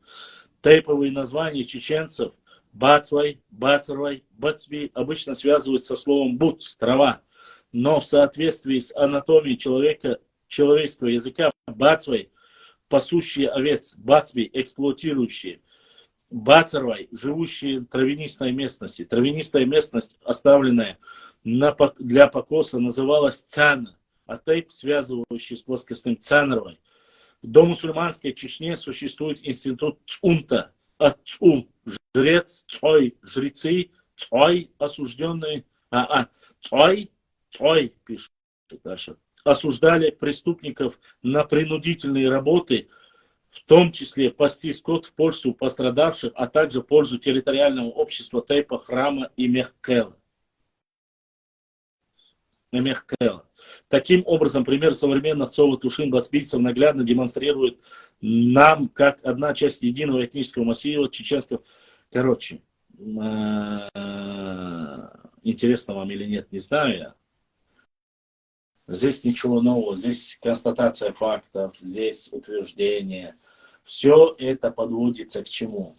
К тому, что чеченский народ взаимоотношения и по крови был связан с грузинами. И что он потихоньку перешел там, они стали огрузинились. Что оттуда пришли сюда, здесь осели. Все это подводка ведется к тому, что нету чистых, понимаете, нету чистокровных. Нету вот только к одному этномассиву, что относится.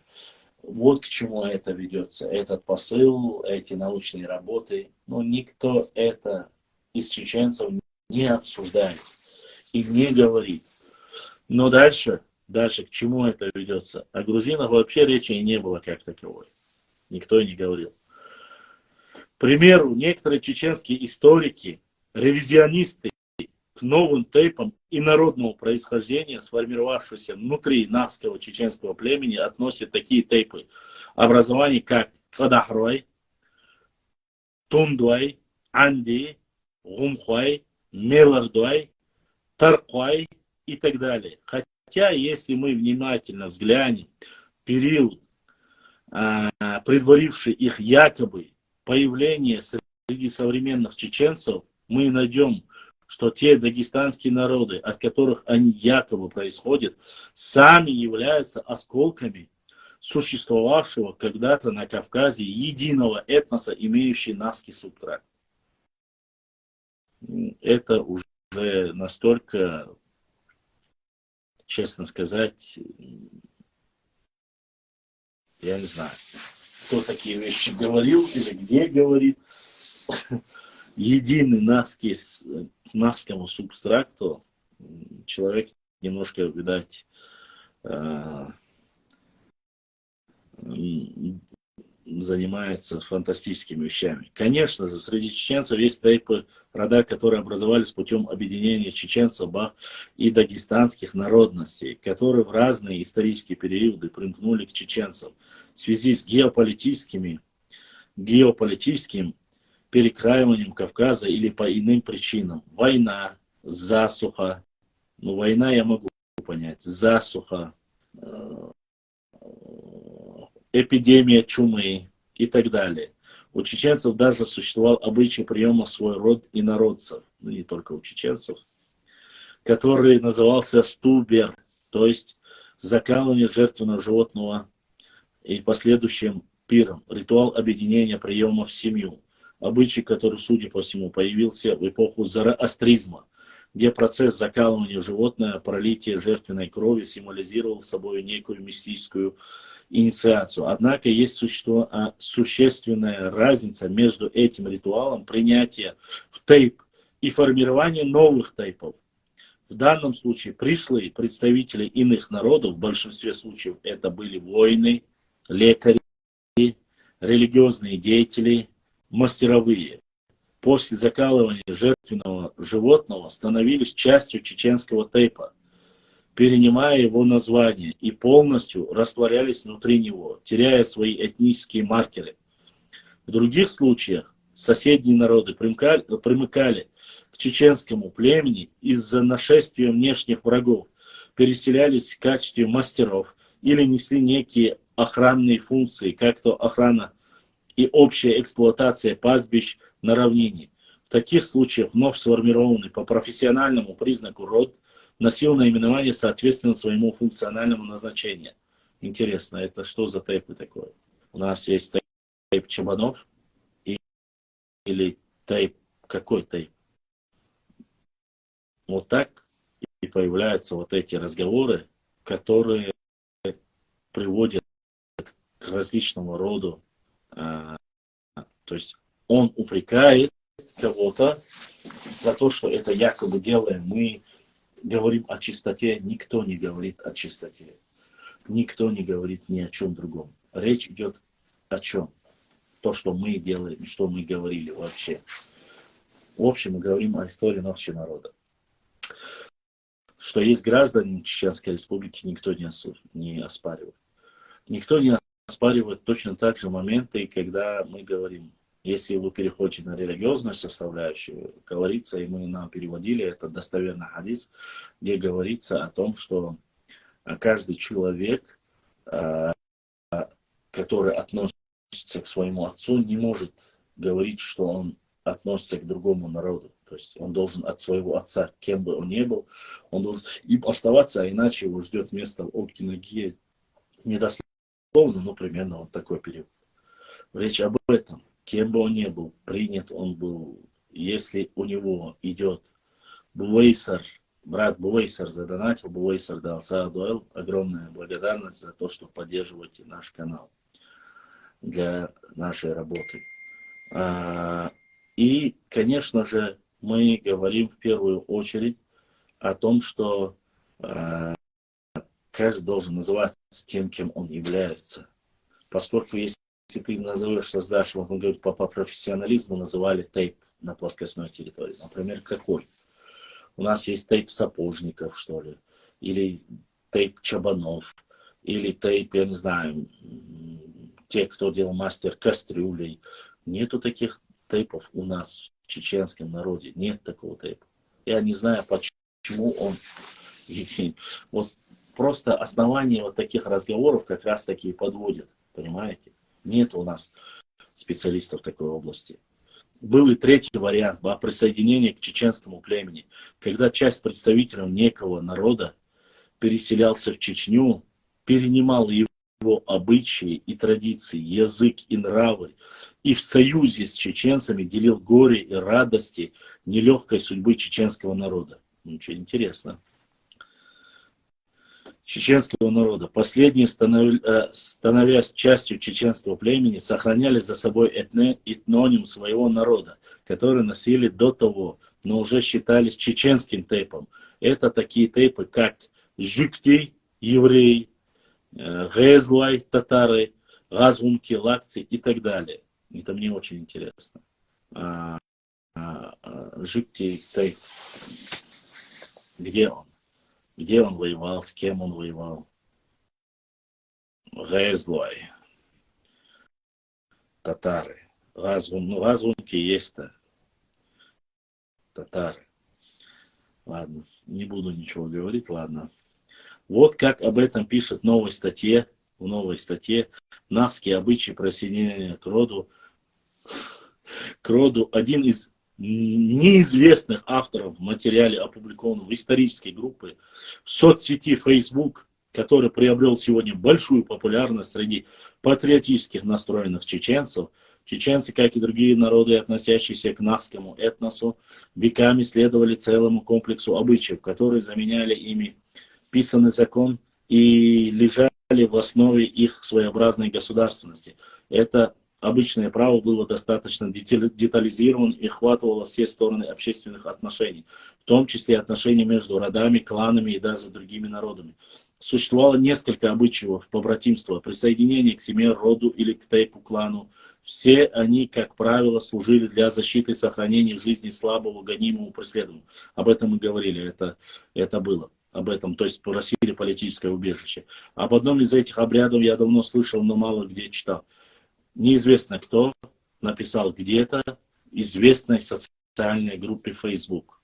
И мы это публикуем, и в это должны верить. То есть взять его за основу.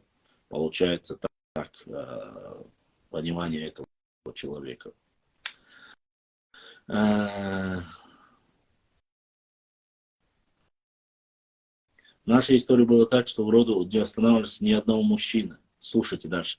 В нашей истории часто было так, что в роду не оставалось ни одного мужчины. Но если оставались 1-2 человека, то они вынуждены были к кому-то примкнуть. Жить без защиты общины раньше было почти невозможно. И тогда они прибегали к обычаю присоединения к другому роду. Они приходили к большим людям избранного ими рода и заявляли: мы такие-то и такие-то. Нас осталось от такого-то рода или такого-то тейпа столько-то мужчин и столько-то женщин. Примите нас к себе. Те совещались, в случае положительного решения пришельцы забивали белого быка и устраивали угощение. Они становились полноправными членами общества, фактически братьями, на которых распространялось даже требование запрета родственных браков или кровной мести. Таких людей первое время называли, причем без всякого намека на какую-либо укоризну, стубин-вежри, то есть просто братья, забившие быка. Хотя среди тех, кто их принял, всегда находился какой-нибудь бестактный и безмозглый болтун, который называл их стуби-инвежри, то есть братьями стевшего быка. Но вообще этот обычай очень приветствовался. Принять кого-то в свой род было почетно, и кроме того, давно давало много преимуществ. Ваш род становился крупнее, сильнее. Ваши новые братья добровольно брали на себя множество обязательств, в том числе первыми шли в бой и на войну. А для приемной семьи это зачастую был единственный шанс для выживания, поскольку она получала не только материальную, моральную поддержку, но и физическую защиту. Жалко, что этот человек, написавший данную статью, не указал, что и те, и другие были нохчи-тейпами.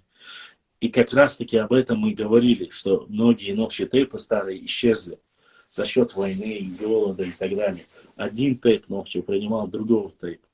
А иначе ни соседние, ни инородные тейпы. Объясняю.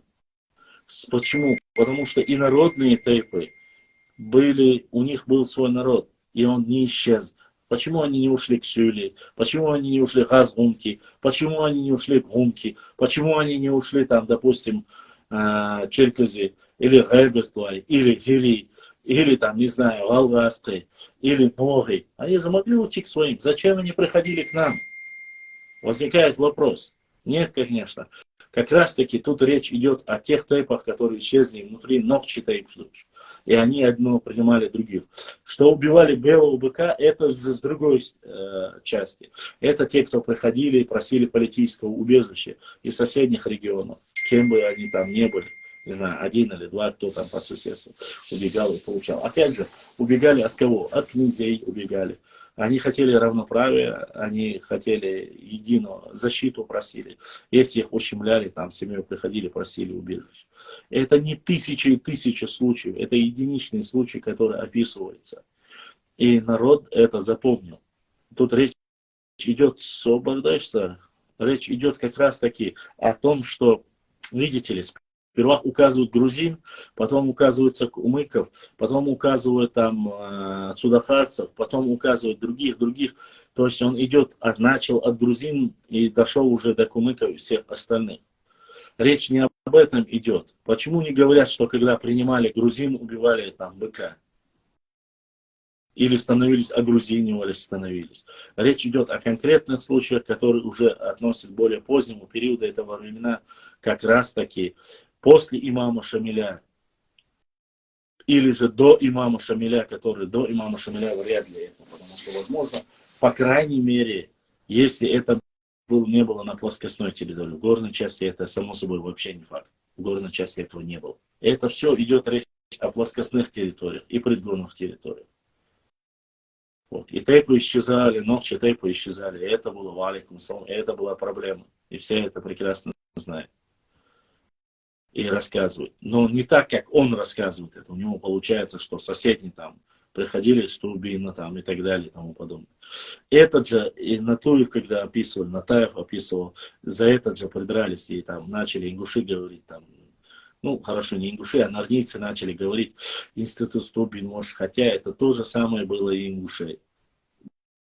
Без всякого там проблем. И когда кабардинцы, есть этот случай в этнографии записан, когда кабардинцы просили, это о тейпах, тема о тейпах и разных обществах чеченского народа.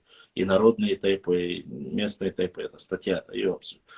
И когда кабардинские князья брали подать, об этом написано, сейчас автора не помню, но публикация есть, просили там по одной корове. Некоторые тейпы брали у Вятпи 2 коровы, якобы просили кабардинцам, что нужно, а сами тем самым возмещали свою отданную корову там у кабардинцев. Есть такой случай тоже. То есть случаи там Стубин, кого-то приняли, это было и всех. Тут без всякого сомнения. И у Нохчи было, и у Гала было.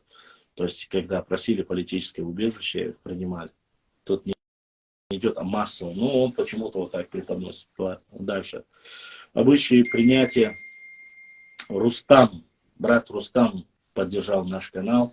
Рустам ДРС Хейл. ДРС Хейл за то, что поддержал наш канал. И за то, что поддерживаете наш стрим, эфир. Если без вашей помощи мы бы не смогли существовать. Черту складу, сейчас я пока по работе сделан. Обычай принять в рот достаточно распространенно. Спросите даже и сейчас в горских селах, вам, скорее всего, рассказывают в таких случаях о собственной истории. Часто эти приемные семьи, слушайте, уже вот к чему подводит. Часто эти приемные семьи со временем разрастались так, что превышали по численности тех, кто их принял. Но неизменно уважительно относились к ним, называя их халхарнах, предводителями. По мнению этих законных новых членов рода Тейпа, пришедших один из обрядов побратимства, были и такие, кто пришел неизвестно откуда, но называли таким-то из такого-то Тейпа. Про таких вам тоже могут сказать в наших селах. Мы, конечно, все чеченцы и добрые соседи, но вот этих мы не знаем, откуда и кто. Сегодня, кто бы ни говорил острые и злые языки, народы уже сложились из тех и других, а также и третьих, четвертых и так далее. Рассказывает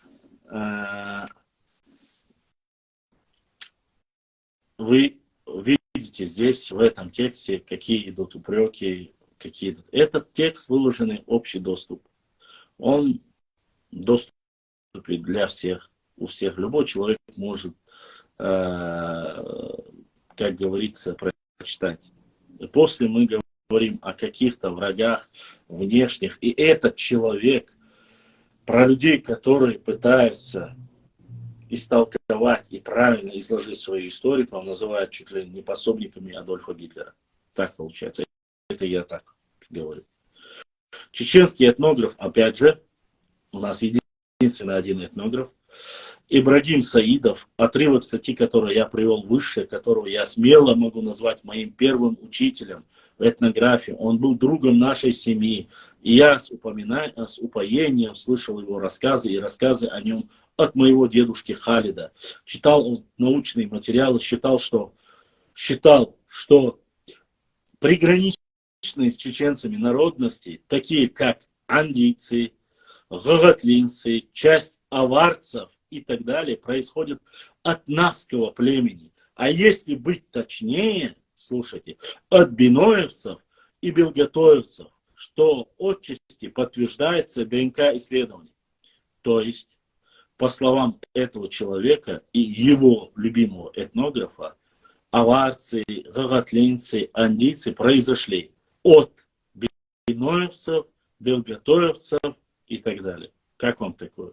То есть от чеченских тайпов произошли целые народы. Что может быть глупее, нежели вот такие вот? Я могу понять андийцы, если бы сказали. Один тайп там, да? Такое есть, там, слышал и так далее. Гагатлинцы, аварцы и так далее произошли от чеченских тайпов. То есть они были при рождении чеченцами, ногчи, потом ушли, переняли какой-то язык, сюли язык, и стали сюли. Я так понимаю. Так же получается, если это получается, и я же правильно зачитываю. По преданию. И главное, я вот никогда, ни один раз я не ссылался на него, чтобы вот так этнографически ссылками говорил, что Саидов это говорит. Я никогда не зачитывал.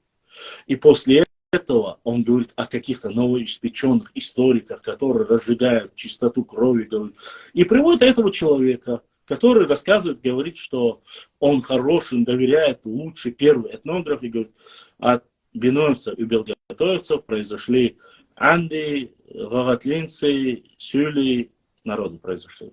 Как вам такое? Это нормально? А плохой я? Ну, примерно, я говорю. Или там кто-то, кто... Я опять же, если бы он указал конкретно историков, блогеров, новых исследователей за последние 5 лет, я знаю всех. Я заканчивал ИСПАК. Я просто не видел никого из новых историков, которых, ну, кроме Амина Тесаева, на которого он же ссылается, или Хасана Бакаева, который не новый историк. Я ссылаюсь на Хасана Бакаева. У меня и материалы по прикаспийским, Междуречье, Терека и Свака у нас есть. Ну, ладно. Если быть точнее, Биносов так говорит. И говорит, это подтверждается и ДНК-исследованием.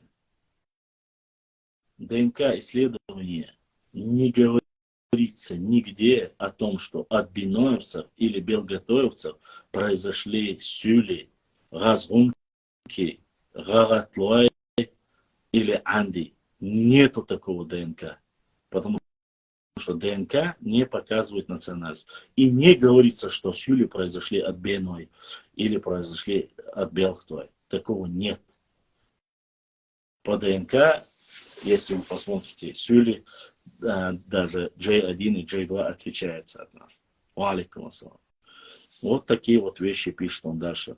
Также от него исходила информация о том, главное ссылается на него, я не знаю, живой ли этот этнограф, название чеченского, слушай, информация о том, что название чеченского рода Гумхай было написано было написано на легендарном Нахском котле. Я не видел название Гумхай на легендарном Кавказском котле. как он на нахском котле, нахчинском котле, правильно. Никакой не нахский. Нахское название, выдуманное в 19 веке Мальсаговым и Яковлевым название, нахи. До этого его никогда не существовало. Нахче были, но нахи не было. И если он просто, я понимаю, кому он придерживается, каким исследованиям он придерживается. Я знаю, здесь есть группа консервативных и более таких неолиберальных, современных историков. Я не буду называть их фамилии, но это понятное дело. Было на нахском. Так это или нет, думаю, выяснится после обнаружения этого котла, который, надеюсь, в скором времени найдется. Ага, найдется, обязательно найдется. Так как легенда о его уничтожении имамом Шамилем не выдерживает никакой критики. Хорошо, что не отрицает хотя бы, что был этот котел. И Луиза поддержала нас. Луиза, огромная благодарность за поддержку нашего канала, за то, что помогаете и поддерживаете наш канал. Без вас это было бы сложно.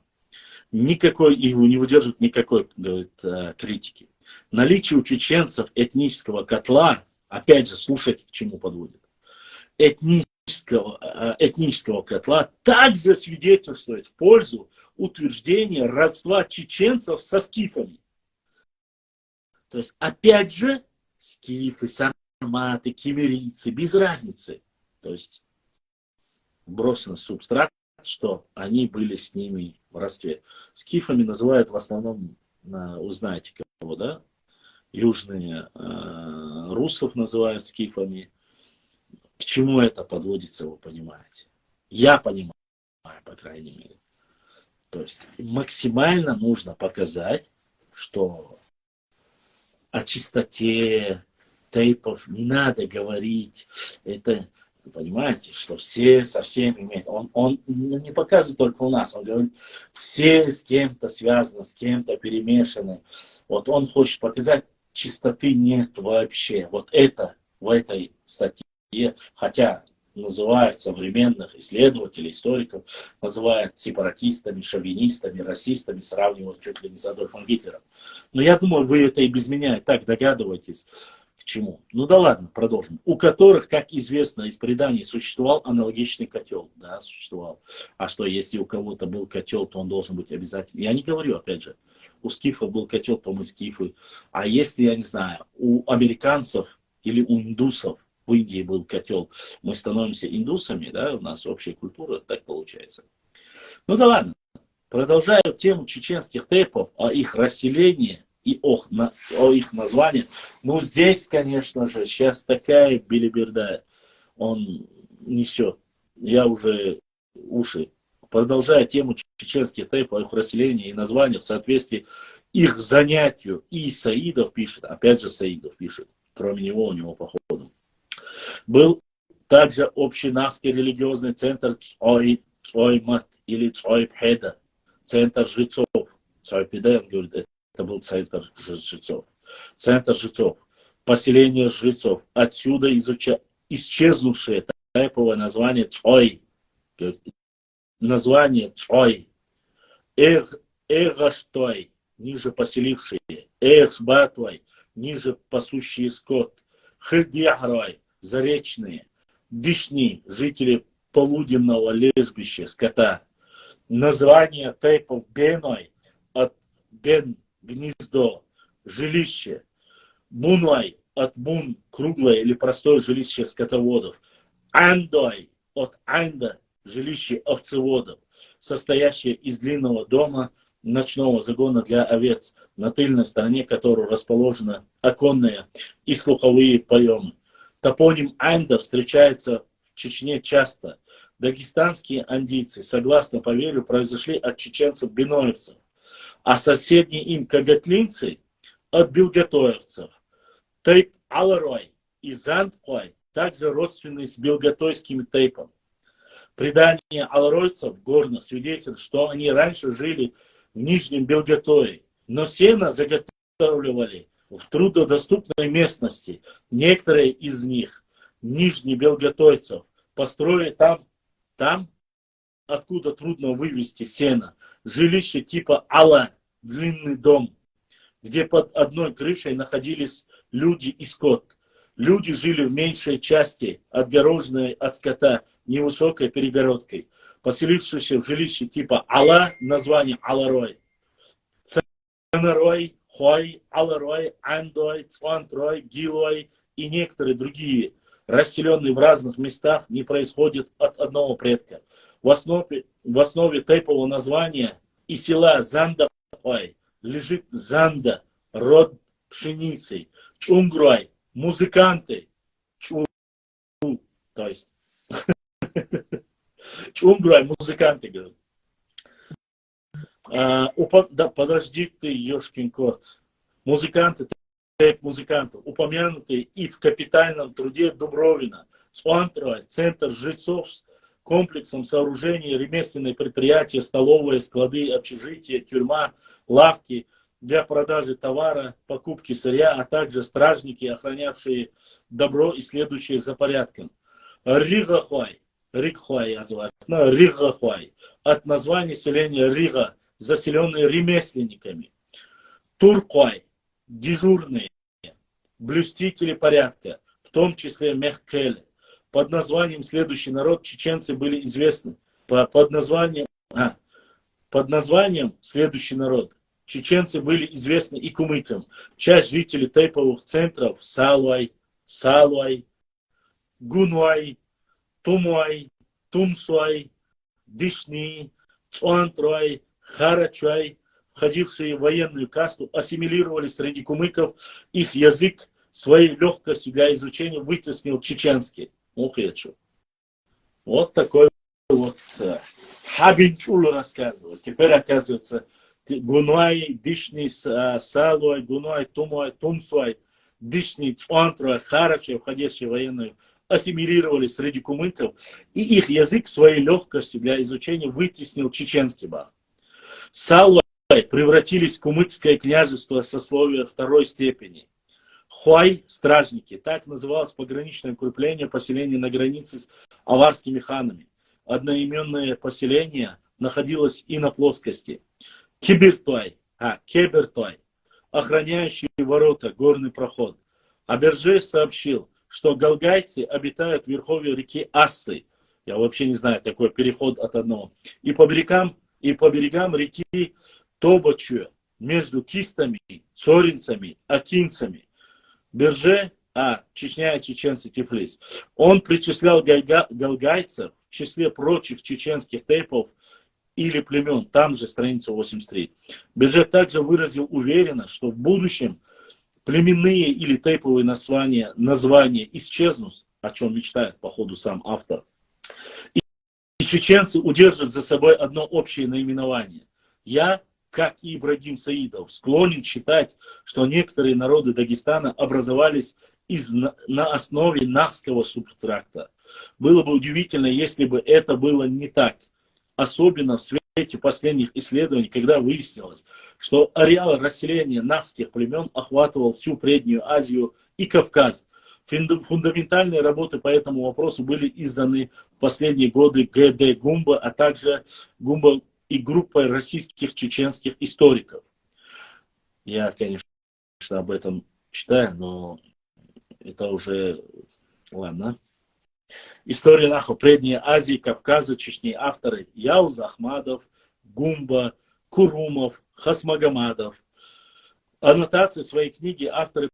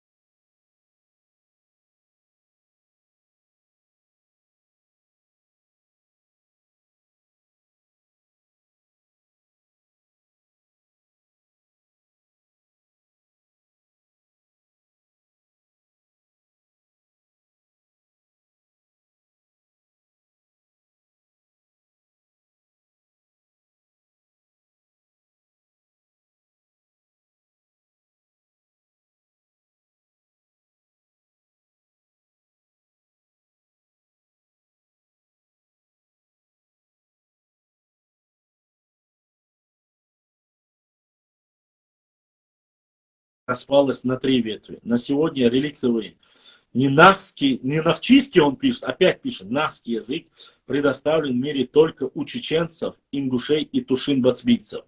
Авторы рассмотрели ранние культуры эпохи камня, меди и бронзы, Месопотамии и Кавказа. Этнополитические и государственные образования, родственные нахам народам Передней Азии, Шумер, Митании, Урарту, изучив массив материалов из проблемных названиях нахов Кавказа в ранних источниках от первого тысячелетия до нашей эры и до конца 15 века нашей эры исследовали ранние государственные образования кавказских нахов.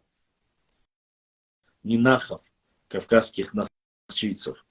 В первом тысячелетии до нашей эры Нахаматия прослежено. Кстати, хочу опять же заявить, что у Гумбы на всех его источниках, по его же словам, из 63 случаев упоминаются 60 раз нахчи и 3 раза нахи. Но несмотря на это, он для того, чтобы не оскорбить, не обидеть, и чтобы было объединяющим фактором, по словам некоторых людей, с которыми я говорил, он написал именно нахи в основном и сделал его основой, а не нахчи, как было написано. 60 ссылок нахчи и только 3 корнем нахчи. И только 3 с корнем нахи. Но он все равно взял нахи для того, чтобы объединить и вайнахов в единое целое. Таким образом, мы можем утверждать, что формирование новых тейпов в составе современного, к чему подводит, послушайте, чеченского народа не останавливалось вплоть до последнего времени и продолжалось на всей протяжении его истории, в том числе и в 18-19 веках. Наконец-то мы дошли к тому, что валикум салам, камера новая или с телефоном ведешь эфир. Нет у меня камеры, а у меня эфир через телефон. Камеры нету, все тот же старенький мой телефон. Дальше, среди чеченцев появились тейпы сформированы. Вот к чему он это подводил, вот это перечисление грузинских, всех остальных тейпов.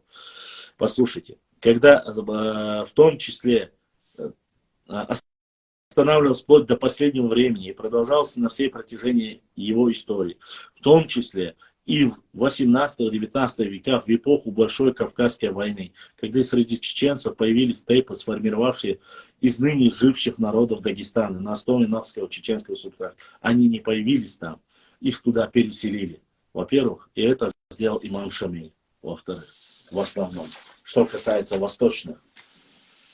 Не знаю, хорошо. Я просто сделал подсветку. Может быть, меня видно было бы чуть плохо. Но подсветку, я сделал лампочку Ильича, фонарь, вот, направленный на меня, освещение.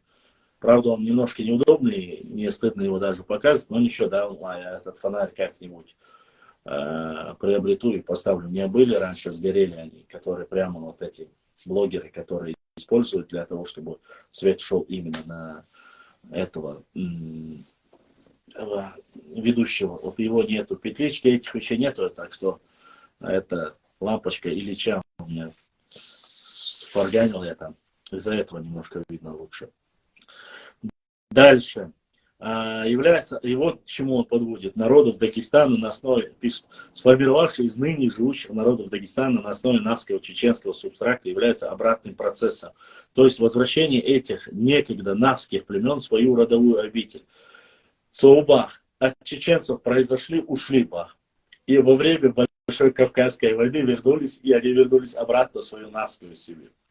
Очень грамотно, четкий такой. Интересная, конечно, гипотеза, но я думаю, мне уже настолько это, конечно, смешно, ну да ладно. Не потому, мне просто вот интересы этих историков, политиков, которые используют историков и так далее. Мне хотелось бы услышать от этого человека ответы на эти вопросы. То есть возвращение этих некогда нахских в свою родовую обитель, когда некогда оттолкнувшие элементы нахчийского племени вследствие тех или иных геополитических преобразований, изменений карты Кавказа, впоследствии возвращались в материнское лоно. Что мы можем проследить на примере молодых чеченских тейпов якобы иноплеменного происхождения.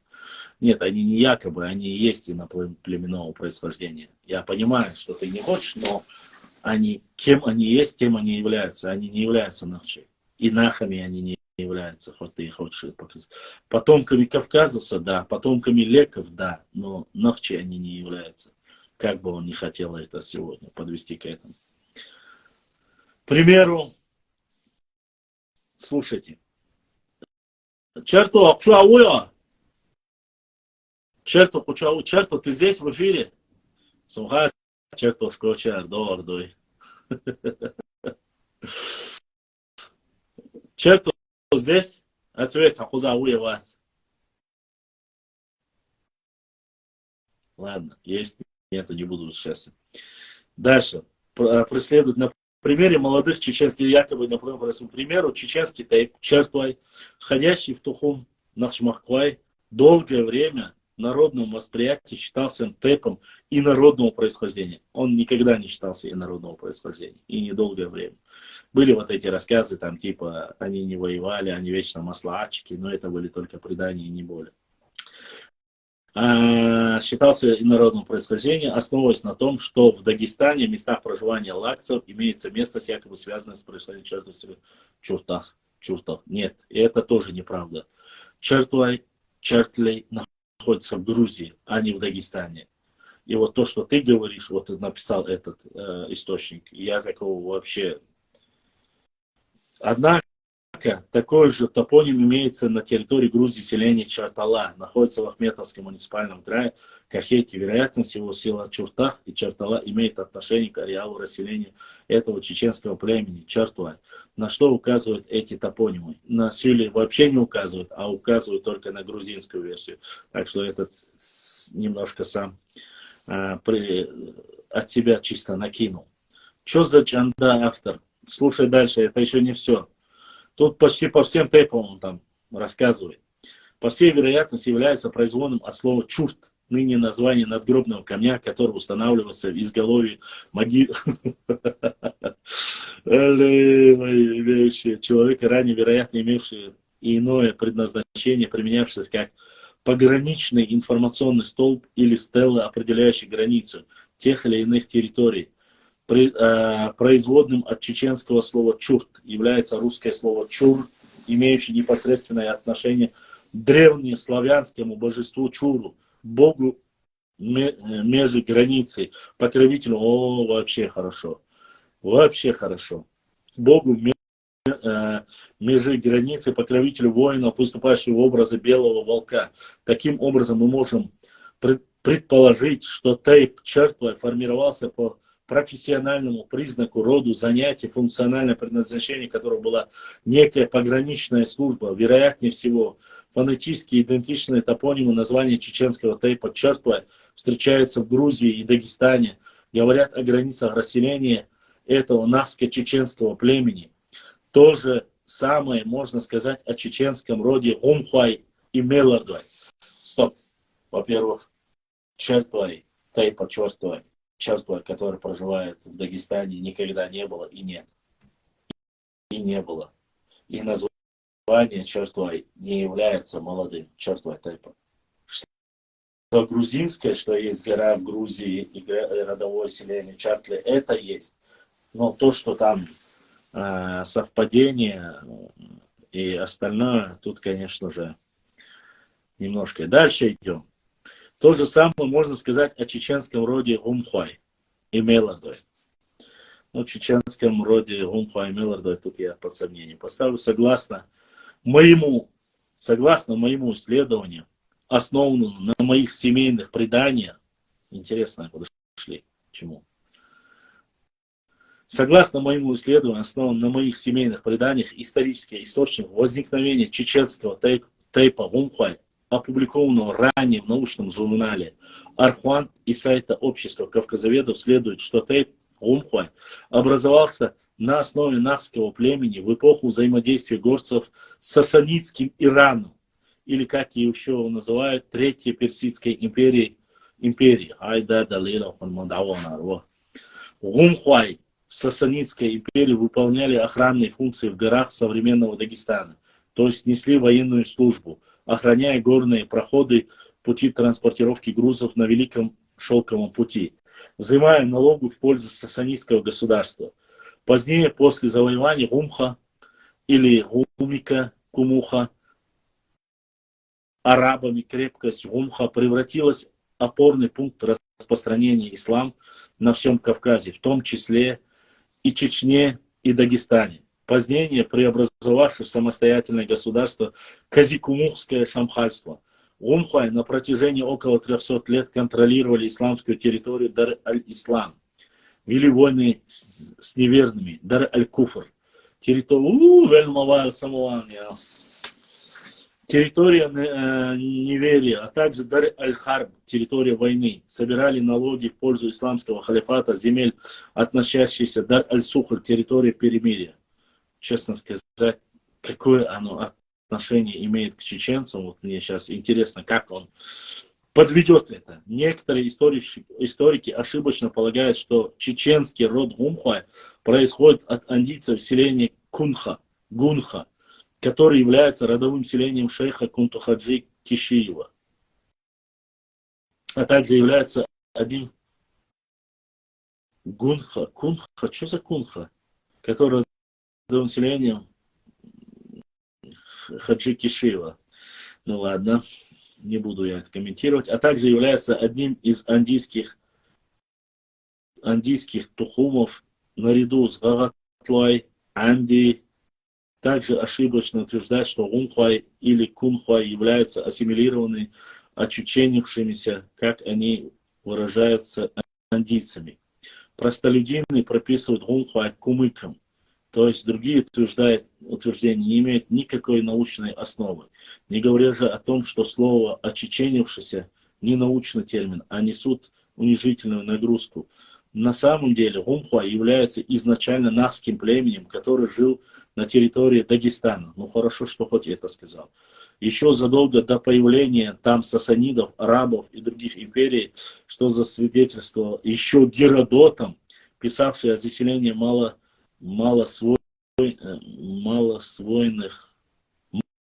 малоосвоенных людьми гор Дагестана скифо-сарматскими и аланскими племенами, на основе которых последующие происходит этногенез рода Гумхай, которым с приходом арабских завоевателей присоединились жители Шама, население Передней Азии, части соседних нахам дагестанских племен, а также образом продолжалось вплоть до образования Казикумухского шамхальства.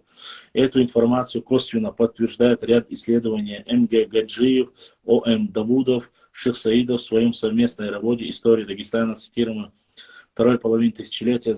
Я честно вам скажу, реально мне интересно, вот он, почему их причисляет. Все, что он сказал, это относится к Дагестану. Зачем он причисляет их к нам, это мне, конечно, непонятно. Опять же, я не говорю, что нету такого тэпа. Есть такой тэп. Ну, зачем говорить, что они нахчи, если они не нахчи? Вот мне интересно. В предкавказской степи ираноязычность алан и кочевников древние письменные источники содержат разнообразные сведения от античных, грузинских, армянских авторов о событии первого. Для нас интерес сообщения арабских местных авторов в Северо-Восточном Кавказе. Большую ценность для нас составляют сведения Геродота до нашей о Каспийском море, как о замкнутом бассейне, о народах Восточного Кавказа, о походах скифов и других. Казикумухское шамхальство потеряло свое былое влияние в эпоху татаро-монгольского нашествия в тирании хромого Тимура. Что же касается андийцев, андой, то, как я уже отметил выше, андийцы некогда являлись такими же представителями чеченского племени, как и даргинцы, цумадинцы, впоследствии сформировавшиеся как отдельные этнические группы, по примеру сово-тушинов и моховцев в Грузии. И потому нет ничего удивительного, что Гумхай жили бок о бок с андийцами и считались родственными андийцам, гагатлинцам, так как они имеют единую протонахскую, скифско-сарматскую, аланскую основу. Брат, ну, хей, по бигтесту ближе к Пешхуай. Потом к Ширди, далее к Ялхуай и Курчуа только после Гендагной.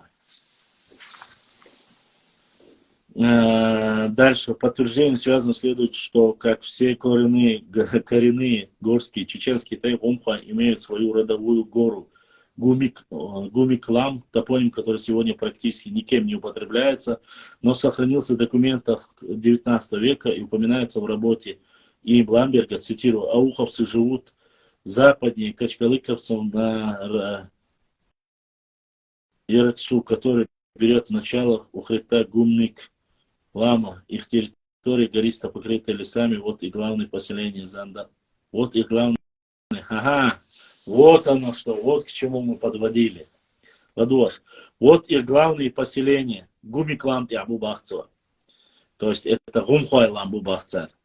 Слушайте. Вот их главные поселения. Зандак, Хасмикант, Учели, Даттах, Алик, Кейшинаух, Ерексиаух, Алты, Мурза, Хашгирей. Все эти поселения расположены на Ярексу.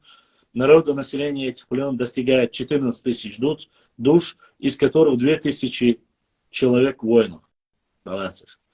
Оказывается, Гумхуалам Халаи. Понимаете, он утверждает, что Гумиклам это, оказывается, вот к чему мы подводились. То есть это гора их. Странно очень, никогда не слышал такого. Бламберг утверждает, говорит, ну, надо спросить у чеченцев, которые там проживают, Гумхуай, Ламбу и Баця. А почему это не может быть Гунуайлам и не имеет его? А Гумиклам обязательно Гумхуайлам, не Гумхуай. Ну, короче, ладно.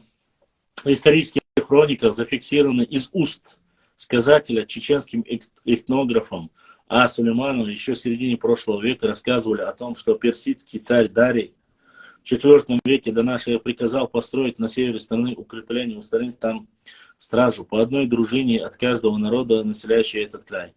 Была среди стражей и нахская дружина, нахчийская, а не нахская.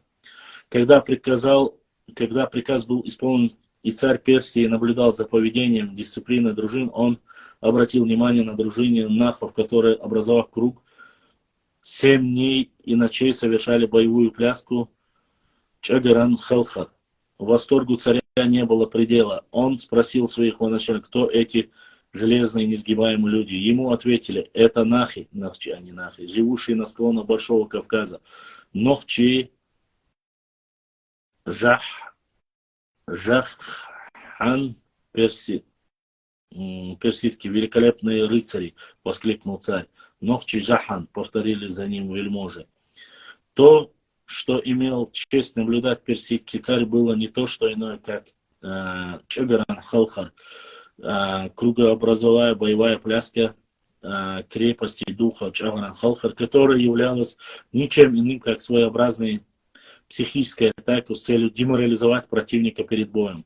Чагаран Халхар обычно исполнялся на виду у врага, приблизившегося к неприятелю, в пределах видимости. В древние нахчи столкновения в круг начинали неистовые пляски и возглавляли Арас Вай Арстох Бау, Арис бог войны у древних скифов. Опять же, мы присоединяем скифов к себе.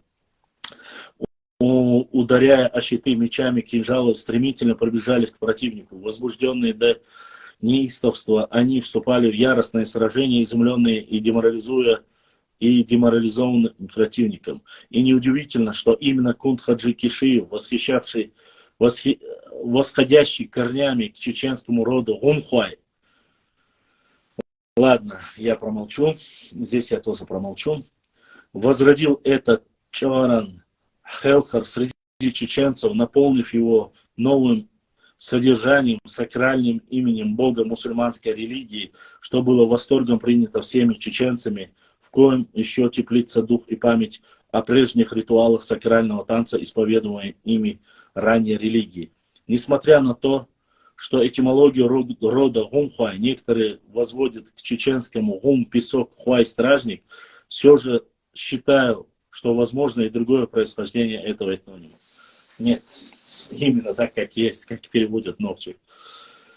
Происхождение этого. Согласно принципу формирования чеченского тейпа по роду занятию профессии, в которых пишет Заид в своей статье о расселении на тейповых соотношениях, полагаю, что название чеченского гумхуа является производим от чеченского гумук, боевой гюмук, боевого копья. Короче, понятно. Для пешего воина, который копье или гумук, то есть чунгрой музыканты, а гумук это не стражники песка, именно плоскостных территорий, а острие копья, да, сильно. Наконец, металлическим, наконец, по аналогу того, как, по мнению некоторых исследователей, название северокавказского племени Кумук, Гумки, чеченские язды, дано предками войнахов и подразумевает воина вооруженного копьем. Да не подразумевает он никогда воина. Кто это тебе сказал, я, честно сказать, не знаю. ДНК-анализ, подвергающий исследованию представителя рода Умхуа, в том числе и автора этих строк, подтверждается чеченским происхождением нашего тейпа. Согласно ДНК-анализу, Умхуа родственны беноевцам, чантийцам, терлоевцам, чинхоевцам, относящимся к гаплогруппе J1. Ладно, оставим, я не буду это ничего.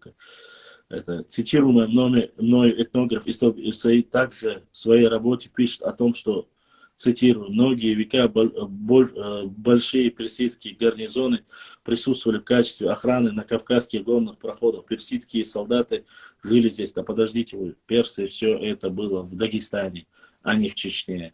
Не нужно это сейчас вот все переводить, персидские войны, персидарии и все остальное. Взяли это, короче, перекинули чисто на территорию Чечни. Никакого отношения к чеченцам они не подходили. И те, кто говорит, они были на определенном дальнем расстоянии от чеченцев. Персидские войны. Есть достаточно информации по этому поводу. Ну да ладно. При персидских гарнизонах, поселениях возникли базары, собрания, привлекшие местных жителей. Персидский язык становится деловым языком, оказывается, персидский язык международным, говорит здесь. Вообще-то считается, что был тюркский, но здесь он говорит персидский. Иранские слова встречаются в языке у кавказских, ну да, потеряли свой родной язык. Эти сведения включают защищенную диссертацию Умарова, доклад Саидова на конференции «Происхождение осетин» у Абаева и у некоторых других иные мнения, но факты на нашей стороне. Интересно, на какой нашей? Ну да ладно. Древние нахские фамилии и топонимка представлена в Осетии. К.Э. Чокаев. Такое же глубокое генетическое родство наблюдается у чеченцев с кумыками, кабардинцами, северными, грузинами, аварцами и другими соседними народами. Отсюда память идентифицирован, поэтому считаю всех соседних народов братскими Наши научные работники ищут пути безболезненного для сторон решения земельных конфликтов. В отличие от мнения Исаидова, я считаю, в основном в персидских гарнизонах несли службу наемные нахские племена, бывшие в союзе с персидской державой многие столетия, вплоть до появления на Кавказе арабских завоевателей. Вероятно, они также были укомплектованы частично представителями местных племенных в одном таких принцип комплектования опорных точек горизонта различного рода империй можно наблюдать с древнейших времен. По подтверждаемому мнению можно найти и различные источники, в том числе о работе Б.Г. Алиева «Борьба народов Дагестана против». Почему-то все касающее Чечни он описывает о дагестанском. Дагестан северными соседями сарматами, аланами, то есть населением, проживающим на нынешней территории Чеченской Республики, частично народами Персии. Ибрагим Саидов верно акцентирует внимание на том, что вокруг этих персидских гарнизонов внутри формировались некие торговые центры, так как именно эти гарнизоны составляли систему безопасности торговых путей. Естественно, в округе внутри них должны существовать места, где осуществляется торговый взаимный налог. Торговцы находились в безопасном месте для ночлежки. Именно торговцы, ремесленники, а не воины, были переселены из Ирана, на которых указывают источники, известные на Кавказе как таты. Совершенно естественно, что таким образом через торговцев переменялись некоторые традиции и обычаи народов персидской державы, особенно в эпоху сасанидов. Если учитывать, что как минимум часть горцев Кавказа, в том числе и чеченцев, как и персов, в дохристианскую эпоху исповедовали зороастризм. О, дошли до этого, что чеченцы исповедовали зороастризм. Как вам? Персов, все народы Кавказа, в том числе и чеченцев, было больше, нежели союзников. Исповедовали зороастризм, то можно утверждать, что влияние персов на народы Кавказа, в том числе и чеченцев, было больше, нежели союзническое. Вероятно, Персия выступала как духовный центр всего региона. Это подтверждается тем, что многие чеченские религиозные гимны и песнопения назмы мусульман Чечни и Дагестана, воспевающие пророка и святых сподвижников пророка Мухаммада, написаны в соответствии с правилами древнеперсидского стихосложения. И даже само слово назм имеет персидскую этимологию и означение поэзии стих. Научный труд на эту тему был написан автором данной статьи в 1997 году под руководством известного ученого-филолога Абузара Самбулатова и получил высокую оценку в научных кругах. Возьмем другой пример. Мелардвай. В Дагестане существует легенда о том, что основатели 3 сел Гумбетовского района Дагестана, Михельта, Кила, Килятель и Ичачали, являются трое чеченских братьев, охотников Михи, Ичи, Кили. По преданию, эти 3 брата, будучи на охоте, дошли до местечка Суяби. Это название вершины горы напротив села Михельта. И оттуда, как на ладони, увидели вниз густой лес, а в его середине небольшое озеро. Они спустились и первый дом построили здесь. Старики рассказывали также, что в местечке Эшаха издавна строили 2 тухума, которые из кровной мести разъехались, образовали таким образом 2 населенных пункта. И что 3 брата Михи, Кила, Ича были выходцами из Эшаха. Другие считают, что здесь раньше было село с названием Эшахаул, где проживали чеченцы. Сегодня по всем традициям и обычаям выходцы из этих 3 сел Гумбетовского района, называющие себя мелардойцами, живущие среди чеченцев, никак не отличаются от представителей чеченского племени. Еще бы они отличались. Ну, как ты утверждаешь, если 100-200 лет кто проживает, редко кто отличается от чеченцев, если здесь прожить. Ну, по его сказанию. Чеченцев. И не только тех и чачалинцев, которые живут среди чеченцев, но и тех, кто живет и в Дагестане. Среди мелардов был очень выдающийся личность, сыгравший значительную роль в формировании чеченского общества, культуры и религии, также значительную роль в собрании и объединении воедино чеченских земель. Достаточно сказать, что в прошлом из мелардов состояли, во-первых, кто это сформировал чеченское общество, мне интересно, не указывается. Специально приглашали сюда распространить утверждение. Но то, что они ислам распространяли, это они и сами говорят, и без того, что ты рассказываешь. Достаточно назвать таких представителей рода Мелардов, вошедших в историю Чечни, как князья Турлова. Вот оно что. Княжеский титул был унаследован некоторыми мелардойцами не от преференций, данных им царской администрации на Кавказе, как утверждают некоторые авторы. А это не утверждает, это так и есть, потерявшие нить причинно-следственной связи. И даже не из-за того, что их предки являлись дагестанскими нуцалами, правящими сословием, а из-за того, что их корни изначально восходили к Дишни Эйли, княжескому роду из чеченского Дишни Мохка. Но Дишни Кочебахка, вот оно что. И до дишнийцев дошли мы. Позднее к ним еще присоединились представители арабской знати, в том числе представители рода пророка Мухаммада, да благословит его Аллах и приветствие, пришедший на Кавказ в 8-12 веках с арабскими воинами Газавата.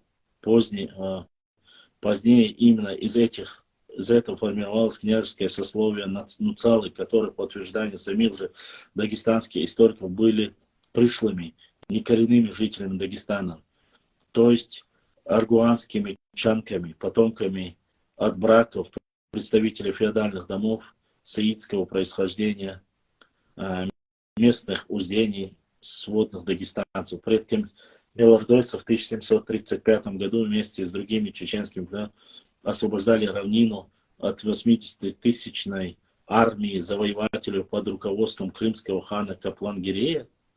Но ладно. Для начала это неправда. Что касается Каплангирея и Низовья, если о битве говорится, Турловы, у Турловов попросили помощь, и это все прекрасно знают. И они не помогли крымскому хану Каплангирею, а помогли как раз-таки чеченцам лошадьми, а они воевали, как здесь указывается. Ну да ладно, это оставим. Равнину 80-тысячной и не против 80 тысяч, это тоже ложь, преувеличили в 2 раза. В советский период вышли такие знаменитые чеченцы, как общественный политик государственный первый чеченец, министр СССР, академик Сумбек Хаджиев, советский российский артист театра и кино, народная Кабардино-Балкария, Осетия, Абхазия, РСФСР, там известный чеченский бизнесмен, финансовый, это мне вообще не интересно. Внесшая свой весомый вклад в дело восстановления интереса Зулин, корреспондент Тамара Алиева и так далее. Подтверждающее сказанное является этимология этнонима одного из сел мелордойцев в селении Ичичали, которое по преданию было основано одним из чеченских братьев-охотников. В переводе с чеченского языка Ичичали означает охотник, от чеченского Ичалхо. Охотник, стрелок, снайпер. По версии некоторых мелордойцев, живущих в Чечне, они являются выходцами из Аргунского ущелья и относятся по происхождению к тайпу Дышни, которые когда-то из Чечни переселились в горы современного Дагестана и смешались с выходцами из Ближнего Востока, Шама, с местными жителями, образовав там отдельно. Это ложь. Это тоже полная ложь и неправда. Это Дышни является Дышни, Мелорда является Мелордой. И нету никаких преданий о том, что Дышни связались, смешались с Мелордой или с какими-то из Шама представителями. Это клевета. По крайней мере, я такого никогда не встречал. Не знаю, сейчас, может, что-то образовали там, ну да, Ближнего Востока, Шама, жителям образовали там отдельный Тухум род, говорит. Тухум это не род, опять, тейп род. Правильно будет. За пределами мелордойца, за это предание мелордойца совпадает с чеченским преданием конфликта Итона с Усаром, после чего дышнинский князь Усар и его род из Аргунского ущелья были вынуждены переселиться в горы современного Дагестана. Ну, короче, это Амин Тесаев, его я не буду дальше читать. Это мне не нужно. Более того, согласно и дальше, то, короче, Усара Итона следует, что в конечном итоге Усар потерпел поражение от Итона и его тайпу, и ему пришлось переселиться из этой местности на территорию современного Дагестана, который Дагестана пошли рода свободных уздений, цитирую автора в результате, в конце и так далее. Дальше. Ушли дешнинские князья, ушли не только в Дагестан, но и в сторону Ингушетии, Осетии, поселились среди кумыков, андийцев на горе Гумиклам, являющейся родовой горой выше проведенного рода Гумхуай. Как вам? Таким образом, мы видим, что как минимум 3 народа Дагестана имеют еще позднее генетическое вкрапление чеченско-дышнинских княжеских фамилий, но при этом не следует забывать, что изначально, как я уже сказал выше, Умхуай и Андей, как и часть кумыков, изначально являлась частью чеченского этнического массива. Таким образом, дышни переселились в Дагестан, осели среди родственных им племени Умхуай и Анды, имеющие с ними одну навскую родословную. Кумыки, живущие в Чеченской республике, также имеют свое большинство чеченское происхождение. Среди них имеется множество чеченских родов, в том числе и чеченский княжеский род из работы З. Тесаева, после, Однако движение народных масс из Дишни-Мокка было направлено не только на запад. Это я даже читать не хочу. Это такая ерунда. Это уже у нас нет подобных топографических данных об племенах, занимающих долину Махардона. Ладно.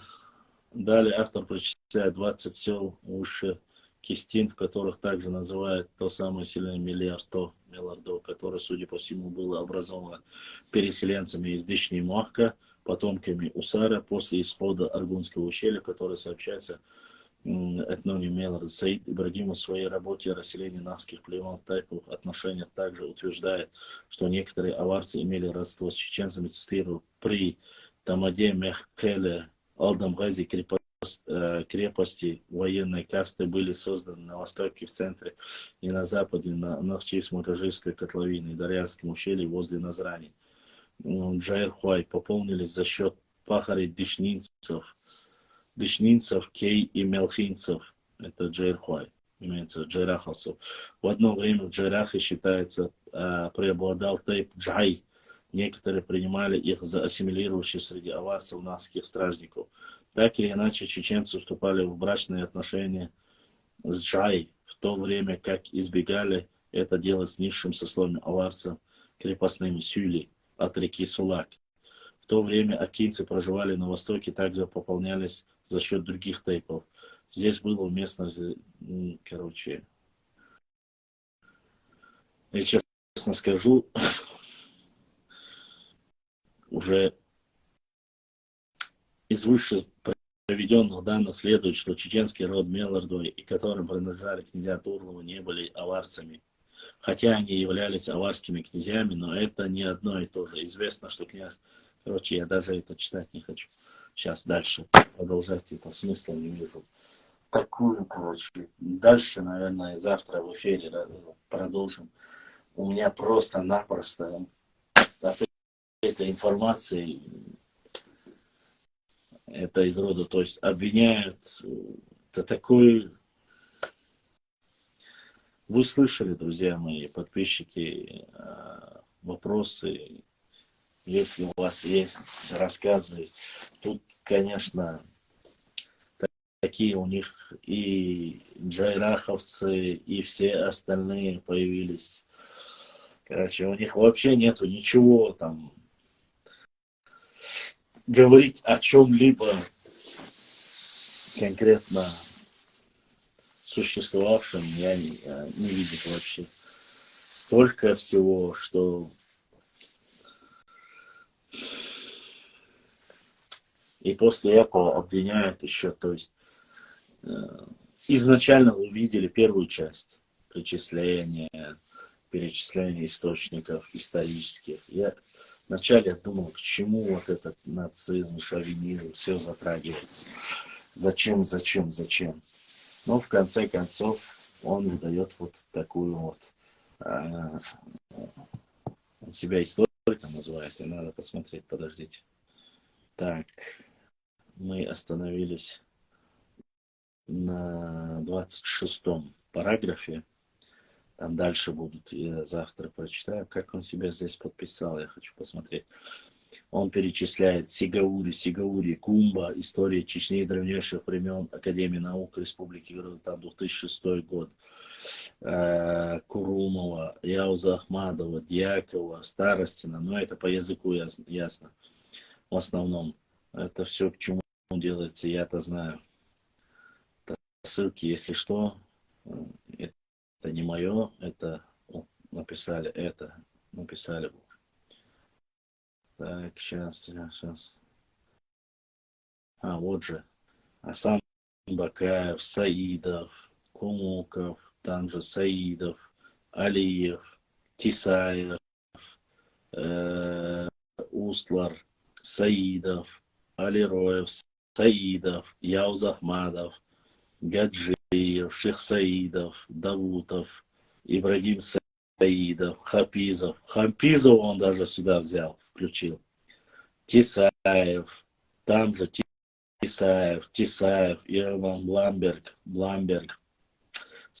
Саидов, Бламберг, Хапизов, самый большой чечено-ненавистник в основном. Саидов, Яуз Ахмадов, Услар, Хапизов, Яуз Ахмадов. Вот так вот. Так я не понял, кого он себя, кем он себя записано. Источники он написал. А себя кем он записывает? Я так много прочел, я даже... Нет, он себя не историком записал. Такой свободным. Это написано Проза.ру.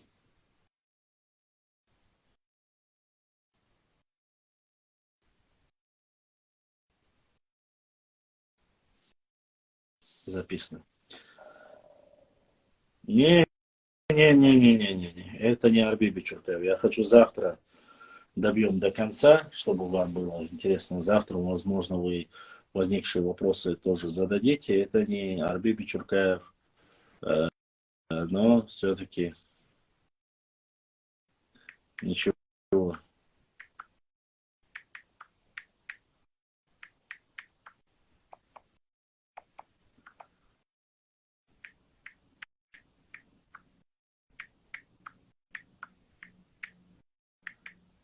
Так. Есть у вас вопросы, что-нибудь, какие вопросы? Сейчас черту прислал. Кабардинское обозначение ингушей Мышхыш и мичиговцы, кумыкское обозначение чеченцев. Мичиговцы, это которые на речке Мичиг, это совершенно разные вещи.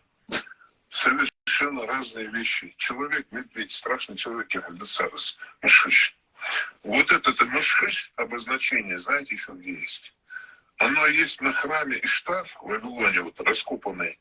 Там с одной стороны львы, увидите вот эти синие такие, глазурной этой плиткой украшенные ворота Иштар.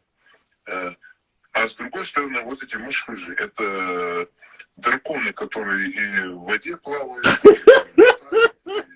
с крыльями, да, и летают, и по земле ходят. Полудраконы, полулюди. Полудраконы, полулюди. Это не путать нельзя этого. Вот тут разговор был про то, что там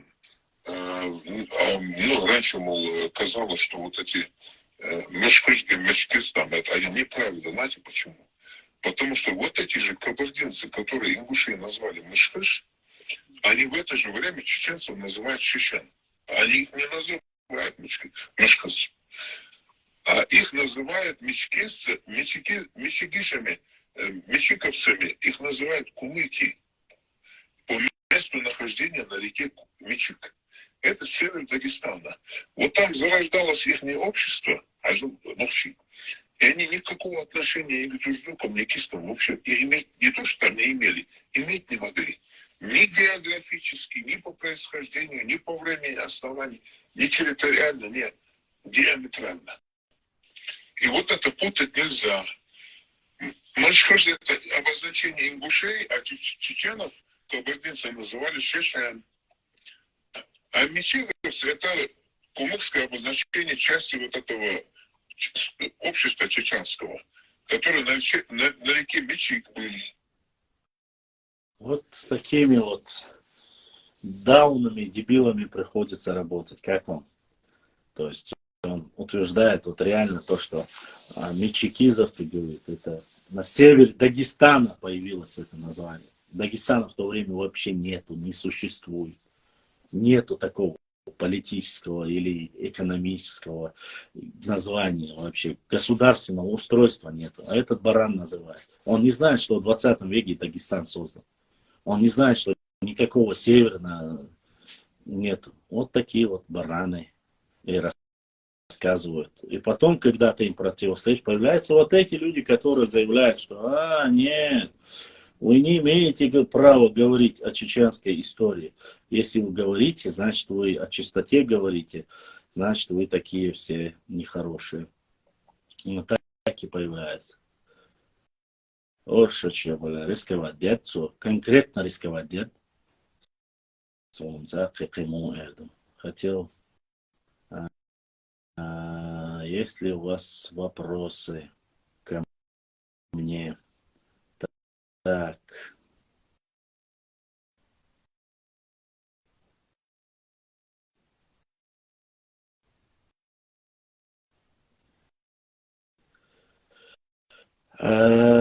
Сегодня вот Мухаммад, Иса, Русланбек, Мухаммад, Умар, это Таиса, это люди, которые сегодня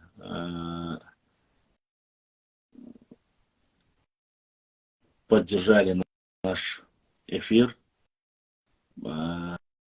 задонатили, за что им огромное спасибо. Вот, допустим, Мухаммад прислал Юрт Аух с таким сообщением. Ауховцы, братья, держитесь, мы с вами. Потом от Тимура Аминовича, Тимур задонатил, так написано. Это Умар Ислам написал просто поддержка, донат такой, с поддержкой. Умар прислал донат от шароевцев, Шароев, так, держимся. Мухаммад прислал, ассалам алейкум, дышни из Джайраха, прислал донат, дал юзил. Вот это те, которые я не зачитал. Вот таким образом, всем, кто сегодня помог нашему прямому эфиру, огромная благодарность за поддержку, за то, что помогаете нам в нашем эфире. Ибрахим, есть вопросы с Ютуба? Есть у вас какие-то вопросы? Если нет, то я дам сегодня вам отдохнуть. Мы уже в эфире, получается, зашли мы в 10. Уже через 10 минут будет 4 часа. Мы провели стрим. Итоги до конца. Я понимаю, что, опять же, что касается тейпов, что касается остального, это не мое утверждение, это я зачитал с текста. Формулировка, то, что он говорит, что это вот эти, что к Дышни, к всем остальным, такого подтверждения у меня нету. Я не буду говорить, расскажу обязательно, Вавилон, расскажу. Ну, во-первых, я спрашивал, поэтому это не звезда Давида, и она не имеет к ним отношения. Это раз. Во-вторых, считается, что именно вот это орнамент, который есть. И Ахмад, Франция, Ахмад написано, задонатил. Из вот такой, так сказать, на последних наших порах задонатил. Как там написано было? Просто Ахмад, Франция написано было там. Из Франции наши братья задонатили. Огромная благодарность. Вот. Амадидат. Баркалаву Шадересхэм. Послушайте, я не все еще зачитал. Никаких у меня констатаций ни Тмерлардуай, ни Умки, ни Газумки, ни Гумхуай, которому перечислил, это его мнение. Он утверждает, что это все чеченский субстракт и так далее и тому подобное. Он пытается как раз таки, он прекрасно знает, что без горы ни один ногчу быть не может.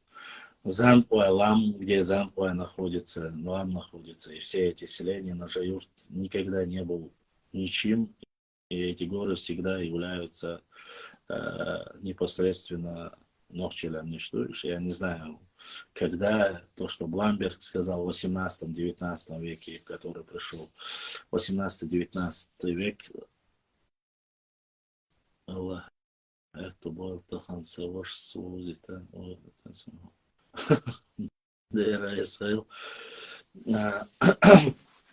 и там получается у нас, опять же, мы отвечаем только тем людям, которые утверждают. Мы не против никакого тейпа, не против никакого соседнего народа, как утверждает он. Я буду говорить за себя. Этот текст направленный, он не перечислил ни одного историка, он не перечислил ни одного исследователя, который там, он говорит, оскорбляет, обвиняет. Он обвинил Нохчи с Европы, он обвинил Нохчи, которые дома, он обвинил нас там в сепаратизме, разжигании, что там чистые тейпы, нечистые. Всех. Почему? Потому что те, кто занимается историей, исследованием, он нас задел в первую очередь. Потому что он говорит, что они есть, но не говорит, кто это. Кто конкретно этим занимается, какие чеченцы. Он утверждает, что чеченских политики используют историю в свое благо и так далее и тому подобное. Кто использовал? Какие чеченские политики или руководство используют историю свою как бы для себя. Мне интересно, кто. Благо сегодня власть, как и начала это в завгаевское время, переименовывают районы наших национальных героев, переименовывают там села, обратно возвращают, убирают все пришлые элементы, иншаллах, и не останется ни одного инородного элемента, только новые названия, которые были исконны у алейкум салам. И если вам не нравится это, и если вы это называете сепаратизмом или как вы национализмом, это ваши проблемы, это Нохчичу, это наша родина, никакая не Нахия, никакая не Нахийская республика, это Нохчичу, алейкум ассалам, это Чечня, Чечения, Чеченская республика, называйте как хотите, это ваши проблемы. Но здесь живут нохчи. И мы потомки этих нохчи, понимаете? Нравится вам или не нравится вам это, высказывайте. К сожалению, научные работы или к радости говорят обо всем. Все четко указано. Кто к какому тайпу принадлежит, кто откуда произошел. И я не знаю, вот эти вот мифические рассказы, мы произошли от Дишни, произошли Мелардуай. Дишни это не подтверждает. Если есть доказательства, или даже тот же ДНК-тест, должны доказать.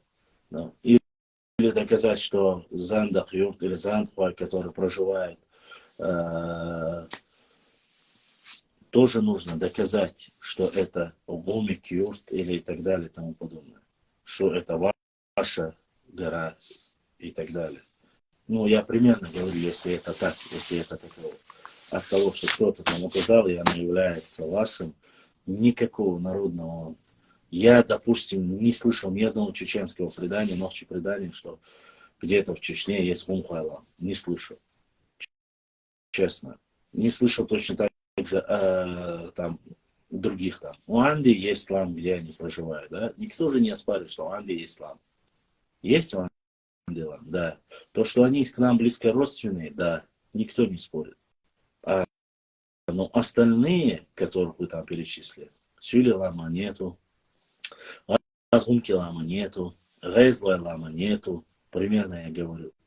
И как бы мы ни говорили, как бы что, да, они жители Чеченской республики, да, они там и так далее, в гражданство, народ входит, но в этнос, как исконные протонахи, потомки этой земли, наших предков, они не могут быть, как бы мы ни хотели, как...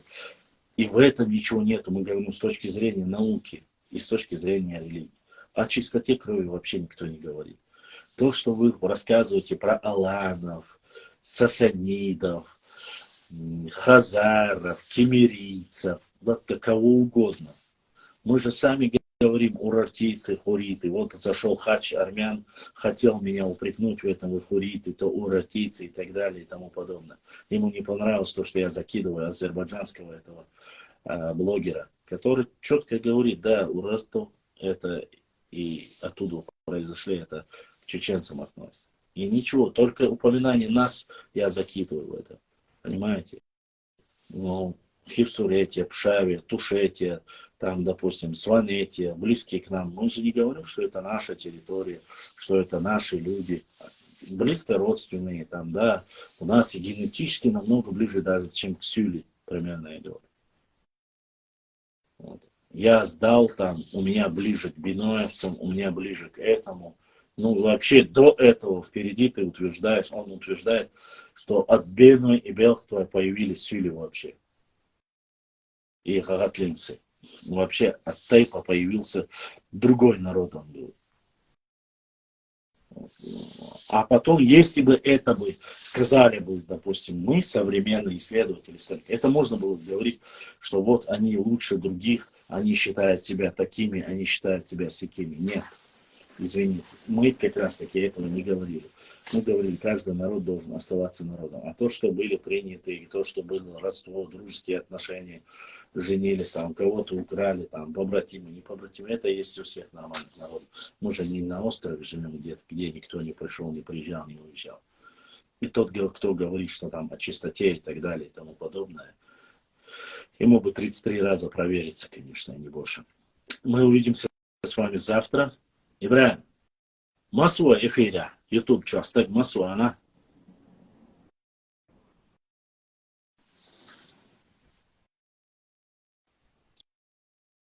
огромная благодарность моему брату Шаху, который подогнал такой братский взгрев, футболку.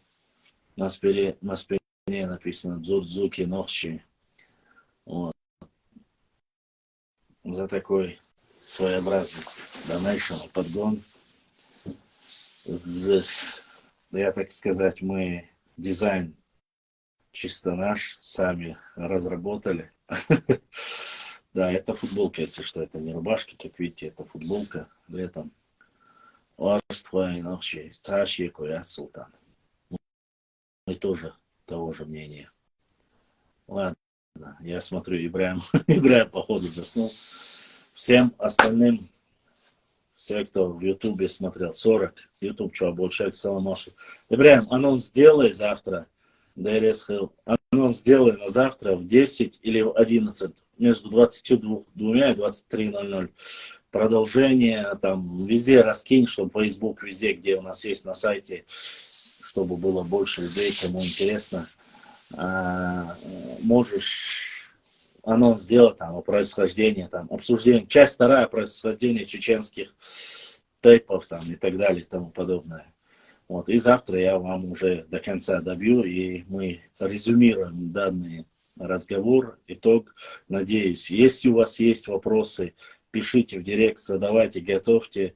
Мы постараемся ответить. Я обязательно отвечаю в Фейсбуке, в Телеграме, в ВК, Инстаграме, в Ютубе, в Рутубе, в Твиттере, в Телеграме, я сказал. Везде мы есть, кроме как Одноклассников.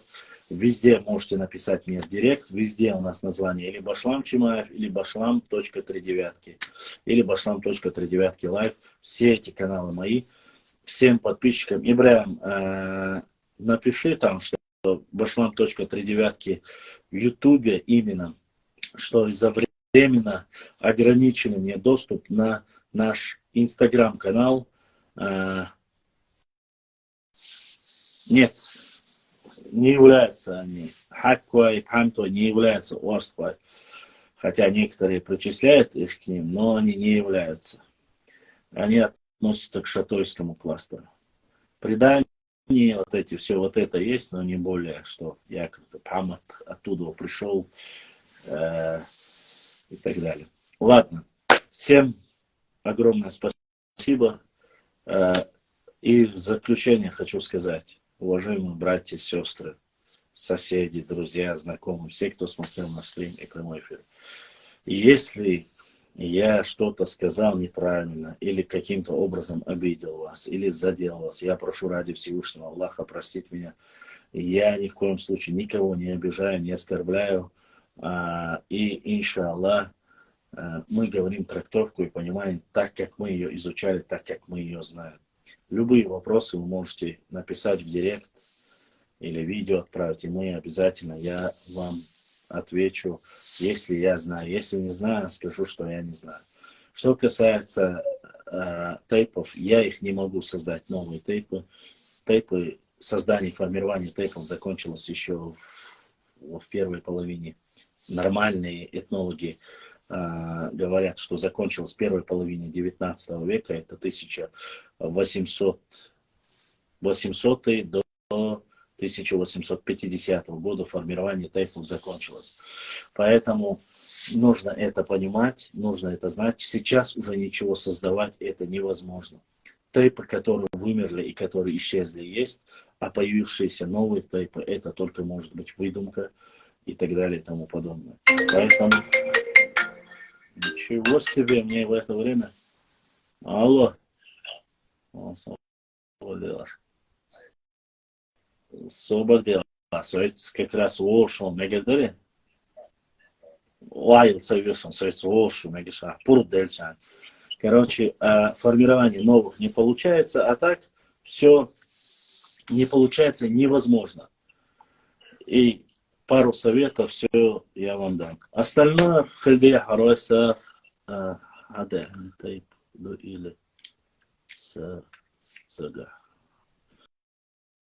خلديرو استجا حدالدات متجي خلديا سيحة متجا نزواني خحدوش خلطيت مش إيش حدالو خلديرو أتسأل نشطيتو ما سير دال أتو بوي تانا поддержать венчуна гона паствой канал лачуна дерез хил адеквел шутвор шур башлам ويا كان غوش قيتردو دال أندلي молочный. Если глупо, хлах. А так, не обещаю, конечно, постараемся. 22 или 23:00 завтра в эфире мы до конца добьем и на ваши вопросы. Заранее подготовьте свои вопросы в WhatsApp, оставьте их, и когда просто будет эфир, скопировать, ставить, можете отправить несколько, 10 вопросов, 5 вопросов, сколько хотите. Подготовьте в WhatsApp, сохраните, копировать, ставить, отправить, и вам будет проще. Всем до свидания. Ассаламу алейкум ва рахматуллахи ва баракатуху.